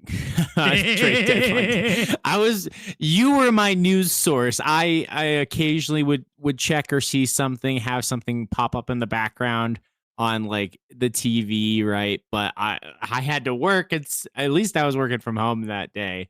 But I just remember checking my phone constantly, and I had Captain Avalanche news, basically. Yeah, Captain Avalanche newscast. That's what I'm talking about. But yeah, that is kind of my initial thoughts on the Avalanche and the offseason here. And I think we will find ways to kind of update you, maybe give you some mini episodes throughout the offseason. I've been brainstorming on some ideas. This is the first time Dom's hearing about it, but we'll have some discussions outside the show. But don't you worry, we'll make sure you stay informed with at least everything that's going on in Avalanche and Sharks land, because I anticipate the Sharks are going to have a very fun and active offseason. And I think the Avs might too, so we'll see. But still on the Avs here, let's talk about your captain, Gabriel Landeskog. For those of you who don't know, the Avalanche have not done well on the individual award front after falling tragically short of a Stanley Cup. The Avalanche have been nominated for several awards, including, but not limited to, the Selke Trophy for Best Defensive Forward, in which Brock Nelson was nominated, the Norris Trophy, which Cale Makar was nominated for like the 1,000,000th time, and the Hart Trophy, which Nathan MacKinnon was nominated for, which we will know the winner of tomorrow. So we will see who ends up with that. Also, Dom, I just wanted to say, we don't have to get into it too much at the moment. I thought MacLeod Celebrini should have won the Ted Lindsay. Anyway. Thank you. I think other people thought that too. But another award nominee that the Avalanche had was, of course, Gabe Landeskog for the Bill Masterton Trophy, which is the award given for the player who best... I think they summarize it better than I can describe it to you, so let me read it to you, rather than me trying to say it off rip. So the Bill Masterton Memorial Trophy is awarded annually to the National Hockey League player who best exemplifies the qualities of perseverance, sportsmanship, and dedication to ice hockey. My goodness, I could not have thought of a more deserving candidate than Gabriel Landeskog. All of you know his story. If you watched his documentary, A Clean Sheet, which is worth the watch if you haven't seen it, you know how much he went through to be here. Not that the other two candidates, which was Jonathan Toews and Rasmus Dahlin, were not deserving of this award, but the fact that Gabe Landeskog had to fight for 3 years to get back to the game of hockey and finally managed it and played a full season and then playoffs as well, full season minus injuries that were unrelated to the knee, is absolutely incredible. In addition to this award, Gabe Landeskog actually ended up first winning the Mark Messier Leadership Award, which I am not as familiar with the nomination and how that works. I don't know if every team gets a nominee in that regard. Or is that just one that Mark Messier picks himself, where he's just like, I'm choosing this, and this is my award I'm giving out? I am unsure, but nonetheless, the Mark Messier Leadership Award is an award that recognizes an individual as a superior leader within their sport and as a contributing member of society. If you know who Gabe Landeskog is, you know that that is absolutely true. And the very first things that he said about it was the Mark Messier Leadership Award would be shared amongst his team. He didn't see himself as an individual in receiving this award. He saw his entire team as a group of individuals who stepped up when it was necessary. And that, to me, already just tells you what a superb leader that Gabe Landeskog is. Well, in the middle of their interview for the Mark Messier Leadership Award, Gabe Landeskog's family, including his wife and 3 children, then surprised him with the Bill Masterton Trophy, which was just such a great thing to see, such a great thing to watch. And I love that this is how the NHL's been doing it now rather than the award show. I didn't mind the award show. I like this much better. It feels much more intimate, much more human, that the, players' family and friends and everything, they surprise them with the award. And I like that. I think it's much better because then they get to share it with the people who I think helped them get there and who are most important to them, especially for Gabe. I mean, his family and especially his wife, were his rocks throughout those 3 years that he fought to get back. So to have pretty much her and his kids presented to him, I think is the best possible thing that you could do. So congratulations to Gabriel Landeskog. You fucking earned it. And I think what you're saying there, Corey, about the way they've been doing these awards, it's also great where, similar to how he's saying he's going to share the award with his team, this is how the team off the ice that we never see, the families who go unrecognized and unthought of by so many fans, can get a tiny bit of recognition, because there's so many supportive families who sacrifice a lot, be they partners, children of these hockey players who are along for the ride of what it means to be in the life, in the family of a professional athlete. And so these are rare moments where we can actually see them be recognized and be part of that experience and rewarded in some sense for their sacrifice as well. Also, backing way the heck up to the start, he came back from an injury that no one had ever come back from before. So if he didn't deserve it, I don't know who did at that point, right? It had never been done, and here he is. It took a long time. Ooga booga, he did it. And that's what's impressive. So not only is he a freak of nature to come back from that, just an absolute warrior, a loyal father, friend, captain to all of his teammates. He's a true leader. He is everything you'd want in a captain and more, and certainly deserving of both awards. And he's clearly already shown that in his reaction to the awards. Last little thing before, just so for the conversation, Corey, did you see how Montreal did their pair of awards? Because I thought that was so funny. I unfortunately have not seen the post yet on Instagram. I missed it day of, but obviously for those wondering, Nick Suzuki won the Selke, and then Cole Caulfield won the Lady Byng Award, which is a most gentlemanly player, which Nathan McKinnon won back a long time ago. But no, Dom, I did not. So please enlighten me. Well, basically, they did a video behind the scenes where each of them were told that no one else knew and that they were going to do it as a surprise at a team meeting. And then they both went into this team meeting with that same idea, with no idea about the other one. So you had the rest of the locker room in the dark on both, and then each of them in the dark on their one award. Suzuki went first, I think, right, to give... Yeah, Suzuki went first to give Caulfield his award, and then Caulfield followed it up with Suzuki's right after, and you could see the look on his face where he was like, trying not to spoil it, but he was in shock, and he's like, wait, I'm about to do this same thing. You're just the captain, so you went first in giving me the award. It was, I don't know if I sent it to you on Instagram. I feel like I did. You probably did. It's worth tracking down. It was definitely a nice little behind the scenes moment. It was a rare instance where we don't see the families, but I thought it's like, well, if you're going to have both in the locker room, they had fun with it.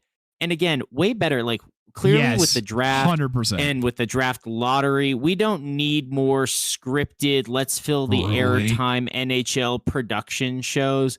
Give us the games or let us have something else. I mean, I've said it to friends and I'm just going to drop it in here. The intermission show is the PK Subban fashion disaster show now, where it's like flip or flop. Is he going to have like this great new fit that is walking down Milan, or is he going to look like he just fell off a boat in the 1700s? Who the fuck knows? But you know what, Dom? He's won because here you are talking about it. So he's the real winner here. Listen, I have been one of his defenders in the past. You know this. And I loved his play on the ice, but man, this whole ESPN, they just, it feels like it's more about that now. And I had to get in my one gripe for the episode. Oh, Doc Emmerich, please come out of retirement. Anyway, but going back here, yes, it is a much more, I think, human way to deliver these individual achievement awards in a sport that is very much team focused first. But you know, if I had to pick anybody on the Avalanche to win any award, it definitely would have been Gabe winning these. So I mean, it was just awesome. And you're right, Dom. My favorite part of the whole thing were the doubters, and I had conversations with many people over the years who I told over and over again, he is coming back, to which I was literally always met with, he's not coming back, he's done. And I always would say, he hasn't said it, so he's not done. And lo and behold, here the fuck we are. So yeah, congratulations to Gabe and to his family who got to share that special moment. So I love that.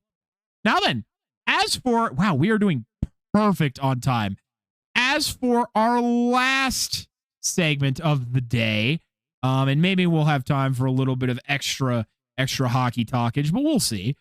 I don't know about you. I was going to say, for our last activity of the day, or for our last thing of the day, it is an activity, and it is one that you can all follow along with and play yourselves.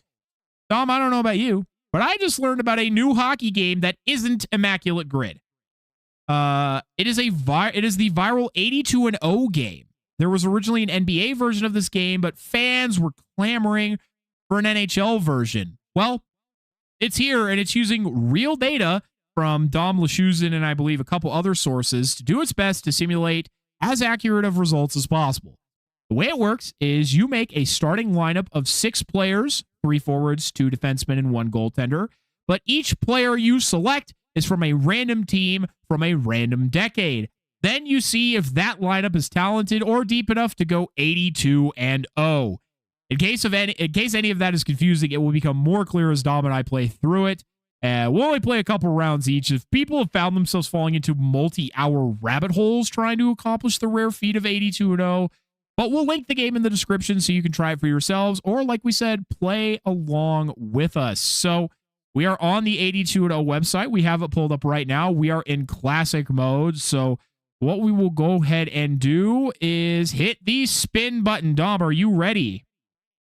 Almost. I feel like, just to rewind a minute here, we have like the complaint corner. If we're going to have an activity corner, I feel like we're on a game show now. We need to have some form of a jingle, because I just want to be like, it's time to play 82-0, hosted by your favorite Captain Avalanche. And then that guy Dom over there, he's here to play too. He's the one behind the scenes. You know what? You be Pat, I'll be Vanna, and we'll work as a team. I'll go silent because that's a fun challenge for me. God, I don't want to be Pat. I don't like Pat Sajak. I always thought he was a fucking dick. Well, you would be Rion Seacrest now. Shout out those who got the reference. Oh, fuck. I don't get the reference. I'm sorry. Have you not seen Substitute Teacher? No. Mr. Garvey? No. Oh, well. I'm sorry. Okay. But okay, it's a Key and Peele bit, and he called him Rion Seacrest at one point. That makes sense. But now Dom, you know. I will fulfill your request for a little game show intro here using the Price is Right intro, because that's the game show intro that I have on hand here. But welcome to 82-0, hosted by me, Captain Captain Avalanche Gamecast, and Dom from the wheel. Today, we're playing the viral 82-0 hockey game. And I just explained all the rules, so I'm not going to explain them again. All right, Dom, are you ready to spin? Yeah, spin that wheel. My God. All right, let's see what we get. Come on, it was right there. All right, so the first team that I got, which is great, I got Detroit in the 1980s. Who did you receive? Calgary in the 90s. And just so everybody knows, you do get, I guess now it's 3 re-rolls. You can either re-roll the team or the era, but I like this one because at this, and what it'll do is it'll give you the full lineup of the team, both, what am I trying to say here? Both forwards and defensemen as well as goaltenders. But for me, I think the choice is pretty easy. I am going to stick with them, and I am going to go with Stevie Y as my center. I'm gonna take my right D, Al McInnes. Good choice. With that 1.15 points per game and a plus 105 as a D man. That feels like a good one to start with. That's pretty monster. So let's go ahead. That's round 1. Let's spin again.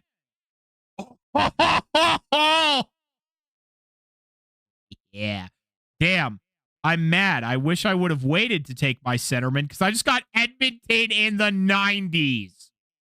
I also got Edmonton in the 90s. What is going on? Okay, well then you have some good fucking choices here. I didn't know Billy Gary played on Edmonton.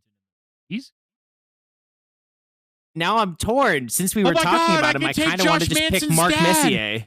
I can take Josh Manson's dad, fucking Dave.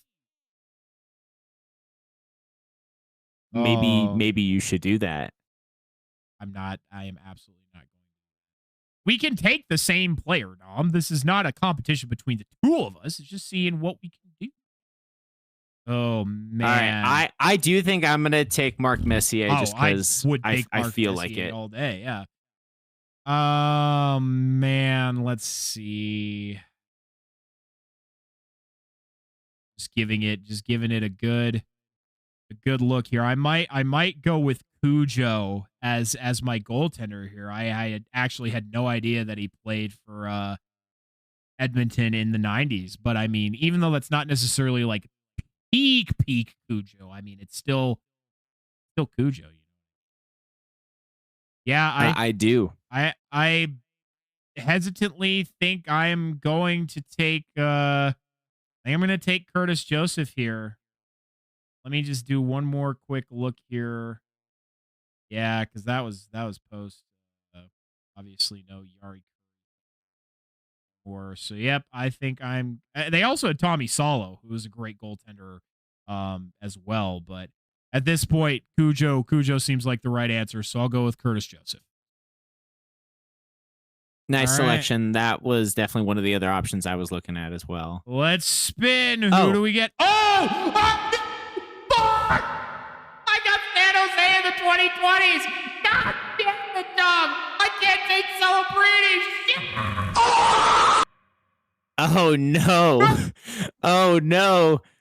So I got Pittsburgh in the 2010s. I can't take Sidney Crosby. Dude, that sucks. But I can take Gino. Okay. So I'm going to take Gino. You could also take technically Letang. I could take Jake Gensel or Phil Kessel as well. I could take Flower. Oh, fuck, this is tough. That is a tough one. Okay, I'll probably be taking a D man here. So let's see. Oh, do I take Gino or Flower? My brain says Gino, but my heart says Flower. You know what I mean?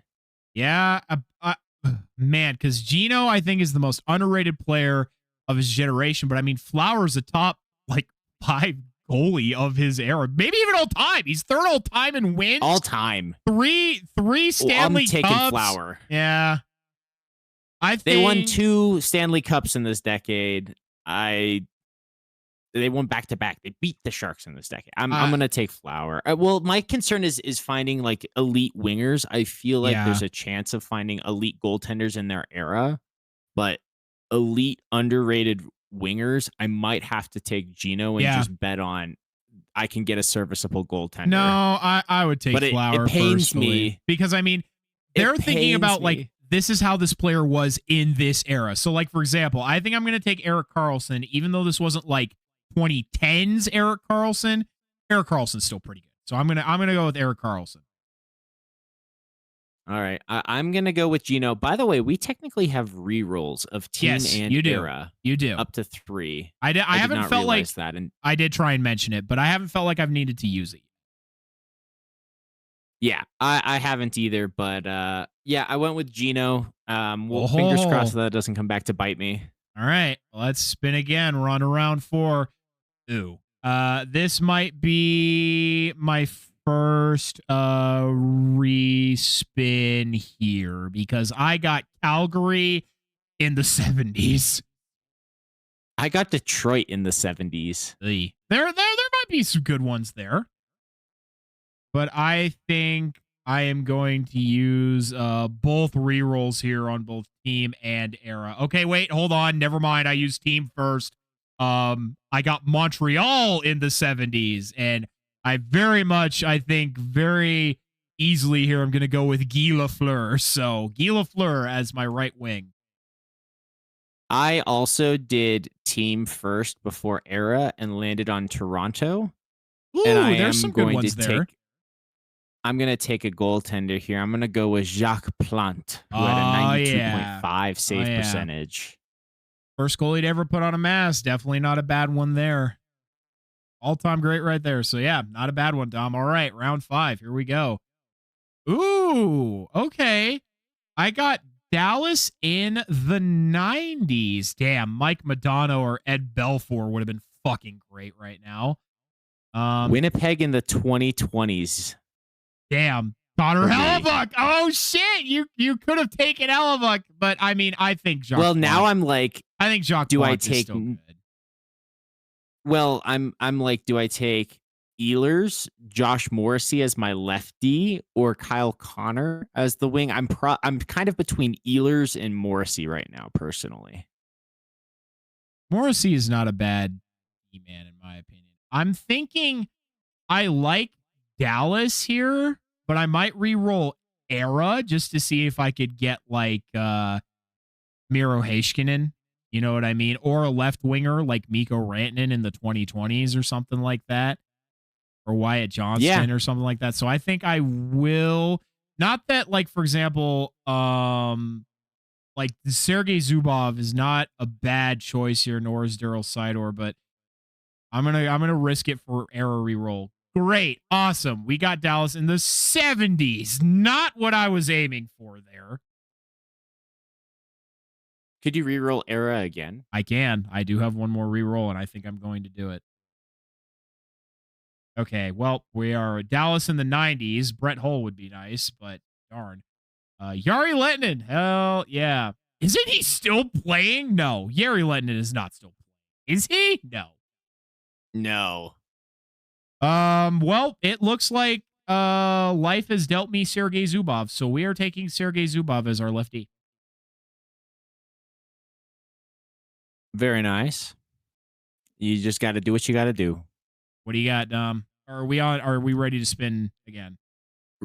I did take Morrissey, so ready to spin again. Right. I technically spun again. So you have, who do you have left? I have a left wing left, so that's what I need. Same. Oh, that's so funny. All right, so Edmonton in the 90s. Okay, who do I have to pick from? Fuck.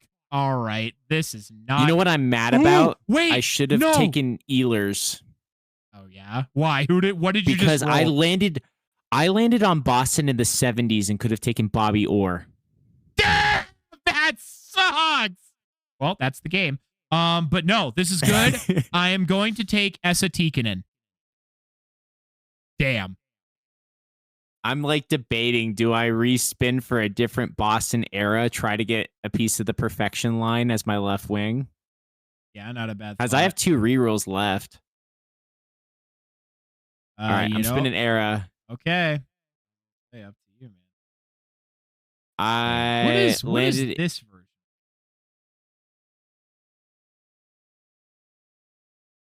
Oh, okay. So, Dom, we were playing the cap wages version. I found the version from the video that we watched, so we can change to the other version after this. But I will tell you my results when you are ready and when you have yours. All right. I probably shouldn't have re-rolled for Era. I ended up on the 2000s. So my choices are either Marco Sturm or Sergei Samsonov. Wow. Neither of those are great. I'm not going to lie to you. Yeah, I since neither option's great, I might go Marco Sturm since he played for the Sharks and now coaches the Bruins. So that's what I went with, and I have my final record. So I am a playoff team of 47, 24, and 11. I am a cup contender of 64, 13, and 5. Well, you definitely did a little better than me, Dom, but we said we'd play one more round, and we got time for one more round. So I will send you... Which site do I need to go to for this one? I'm sending you the link right now. I just had to be patient. Right one. All right, so... Oh, there's a versus mode. We should try that next week. But all right, start a draft. Let's try it again. So this one only has 2 respins. And right away, I have gotten San Jose in the 2000s. So we have prime Joe Thornton here, prime Patrick Marleau. Oh, young Joe Pavelski, but I think he got better in the 2010s. So I definitely wouldn't go with him. Are you sure this is the one from the video? It is indeed the one from the video. Yes. Okay, I landed on Toronto in the 90s. I would go with Patty Marleau personally, but I'm biased. Oh, man. I mean, we love Jumbo, but Marleau was always my favorite as a kid, so I'm letting my bias take me there. Man, and you guys also had some fucking killer goaltenders. You had Mike Vernon, Evgeny Nabokov. God, Nabby! Combo. Oh, you could take Nabby. It's a good thing I'm not having to choose. I'd be here perseverating on it for too long. I think I'm going to take prime Joe Thornton as my center. That feels good to me. I think I'm going to be taking from Toronto in the 90s. I do think I'm going to go Cujo this time. Or do I want to do Sundin? I don't think I want to do Sundin. I want to keep my center open. So I think I'm going to go Cujo. All right. And I think you hit plus to add them. Yep. Okay. So you hit plus on them once you've decided to lock it in, and then you hit spin. So what are we getting? Oh, we got New Jersey in the 80s. So we have some good options here. I got Ottawa in the 2010s. Oh, no, that's prime Erik Karlsson time. That's not a bad one. I'm taking Erik Karlsson. I'm just staring at Mark Stone as the second name on offense that comes up. But I personally think Mark Stone is better now than he was then, to be perfectly honest. Oh, sure. They had Zibanejad too. Everybody forgets. But I also think Zibanejad got better. Oh, man. Oh, yeah. Oh, no, this Ottawa team just should have been better in the 2010s than they were. When you think about it. When you have Spezza, you had still Brady Tkachuk there for a bit when he was like, I don't know if he was less bad. They had Milan Michalek, I've mentioned to you before. Not that he's the most well-known name. They had Nick Foligno on that roster. And sometimes, JG Pageau. And sometimes, taking those depth players can be the move. Like, it isn't always about just taking the absolute stud, because that's how some people have won. Is sometimes they have those like role players that do it really well. Because I mean, this one that we're doing has like the Dom Lachuzin data in it. So I mean, it's about as accurate as you can possibly be, mathematically speaking. So I actually think I'm going to respin my decade with the hope of hitting on like a Marty Brodeur here. Okay, That's fair. I have great news. I have landed Marty Brodeur. Congratulations. But I got them in the 2000s. So do I also maybe take somebody like a Scott Stevens, right? Or somebody like a Peter Sikora, you know what I'm saying? So, but I'm going to take Marty. I take Brodeur. I'm going to take Brodeur. So, update. I did in fact take Carlson. Yeah. Enough said. I got a good one here. I have gotten. Yes. I got Seattle in the 2020s, so I'm going to be respinning Seattle. Yeah. I got Boston in the 2020s, and I am torn between two players here. I think I know who I want to take. I'm torn between, obviously, David Pastrnak and Charlie McAvoy. Because Charlie McAvoy is an absolute dog, both defensively and with offensive upside. But it's David Pastrnak. I love David. I'm going to take David. I am personally a big David Pastrnak lover. You got to take Pasta. My respin on team worked out. I have Carolina in the 2020s. Now I have the issue of too many options, including Brent Burns. I could have the Burns-Carlson duo again.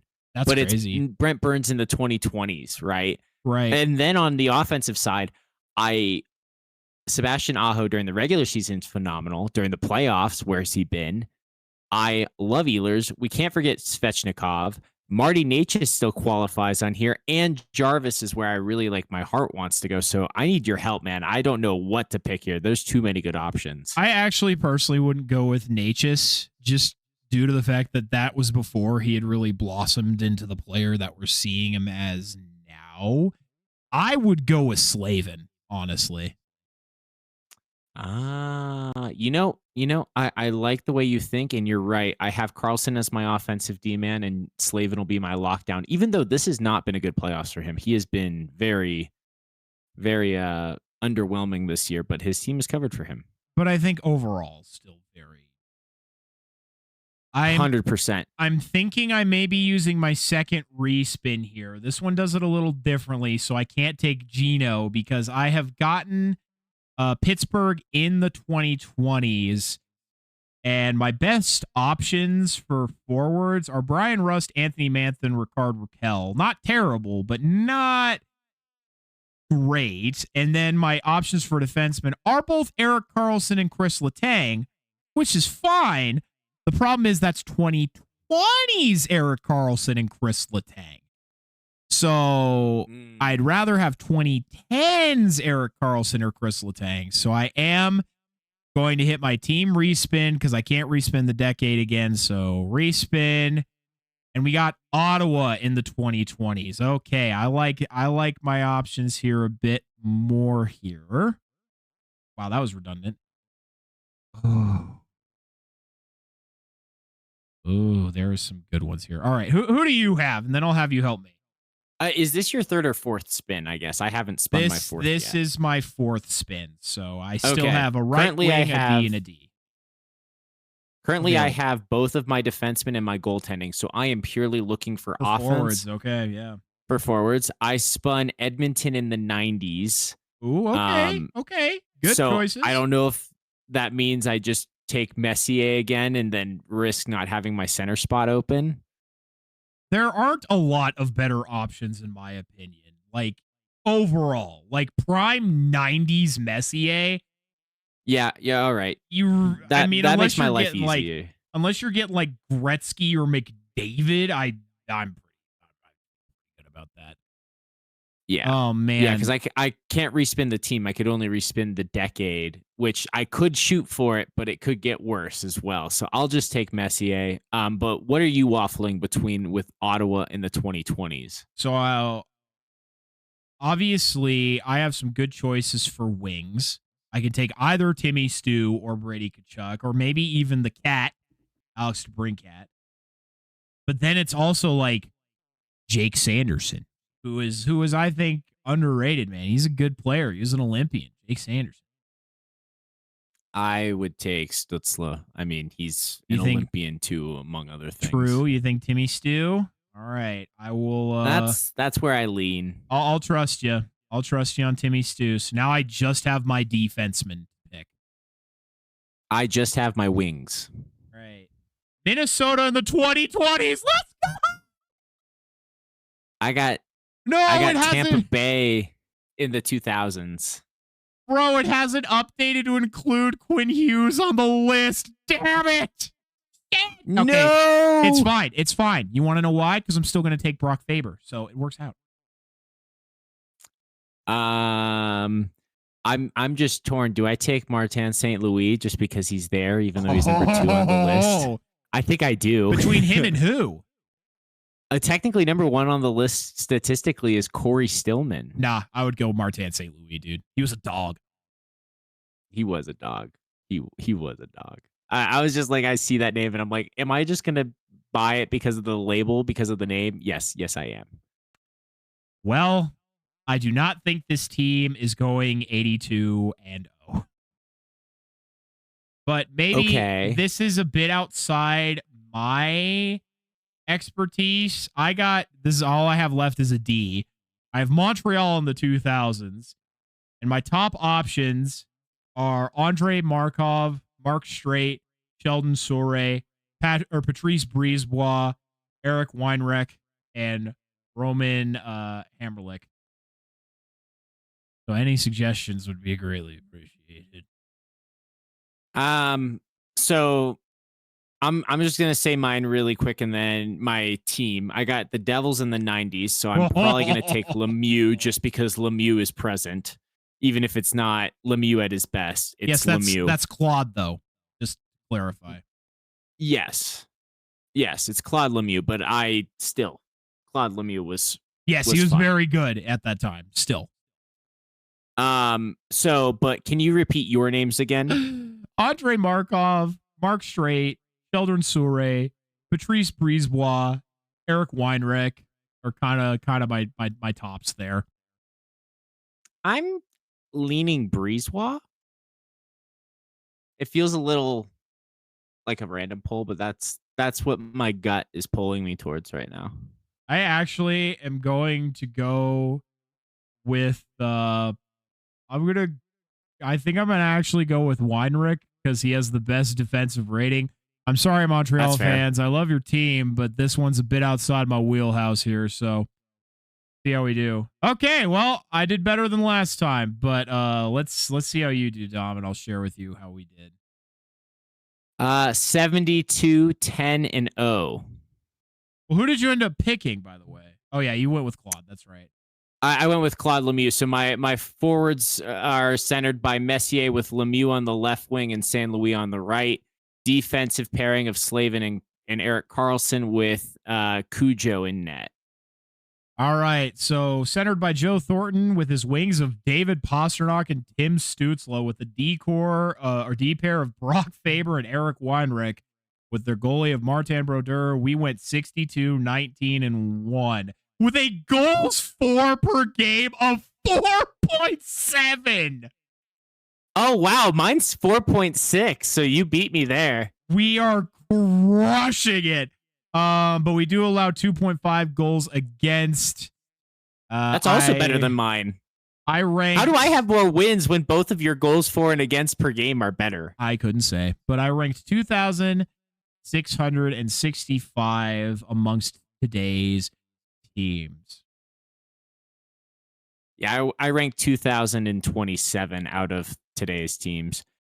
So everybody. Oh, wait, it says challenge a friend, best of 7 versus your lineup. Does that mean I could challenge you right now, your lineup versus mine? Keep it open and we will do it after we conclude this episode. Oh yeah, we're just going to keep doing this forever. I could keep doing it. So I see why people fall into the rabbit hole here. So everybody, you probably have better historical hockey knowledge than me. So if you want to give this a try for yourself, the link is in the description. It is very fun, so please go and give it a try. And it is not always about just picking the best players available. Sometimes there are those role guys who just have the right stuff and get along well. But now we are on to our fun fact. a fun fact that is very bussyful, presented to you by Dom from the Tank. Dom, what do you got for us this week? Well, I sprinkled in a little bit of fun fact earlier, but it is bussyful, and first of all, he should start Game 5. He should start until he loses at this point with how Freddie Anderson turned into a revolving door for the Knights in this series. But did you know, well, I know you know, Corey, but did all of you listening know that he became the third goaltender all time? He is Mr. Brandon Bussy. Making his first career playoff start in the Cup final and winning that game, joining only two other goaltenders going back a long ways, actually. So the second of them was Hank Bassin in Game 2 of all the way back in 1961. And the first of them was Alfie Moore in Game 1 of 1938. So think about that. 3 goaltenders all time have their career playoff start. Their first career playoff start is in the Cup final, and they won that game.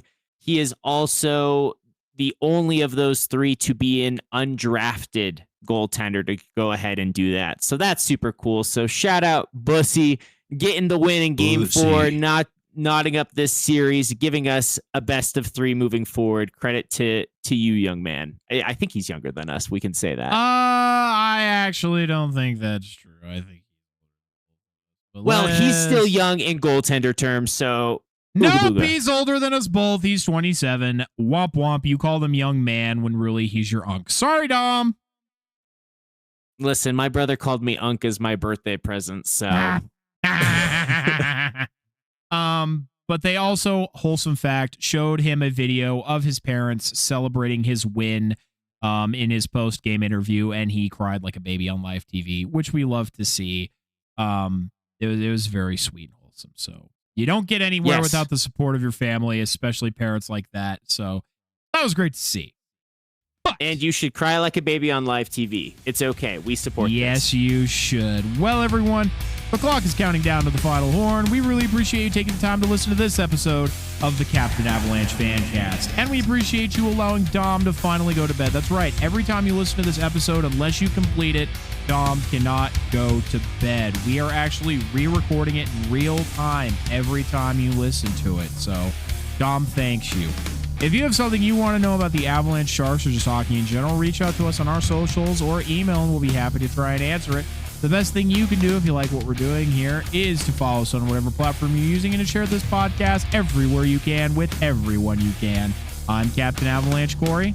And I'm Dom from the Tank. Check out our new episodes every week. Thanks, everyone. #JusticeCAF.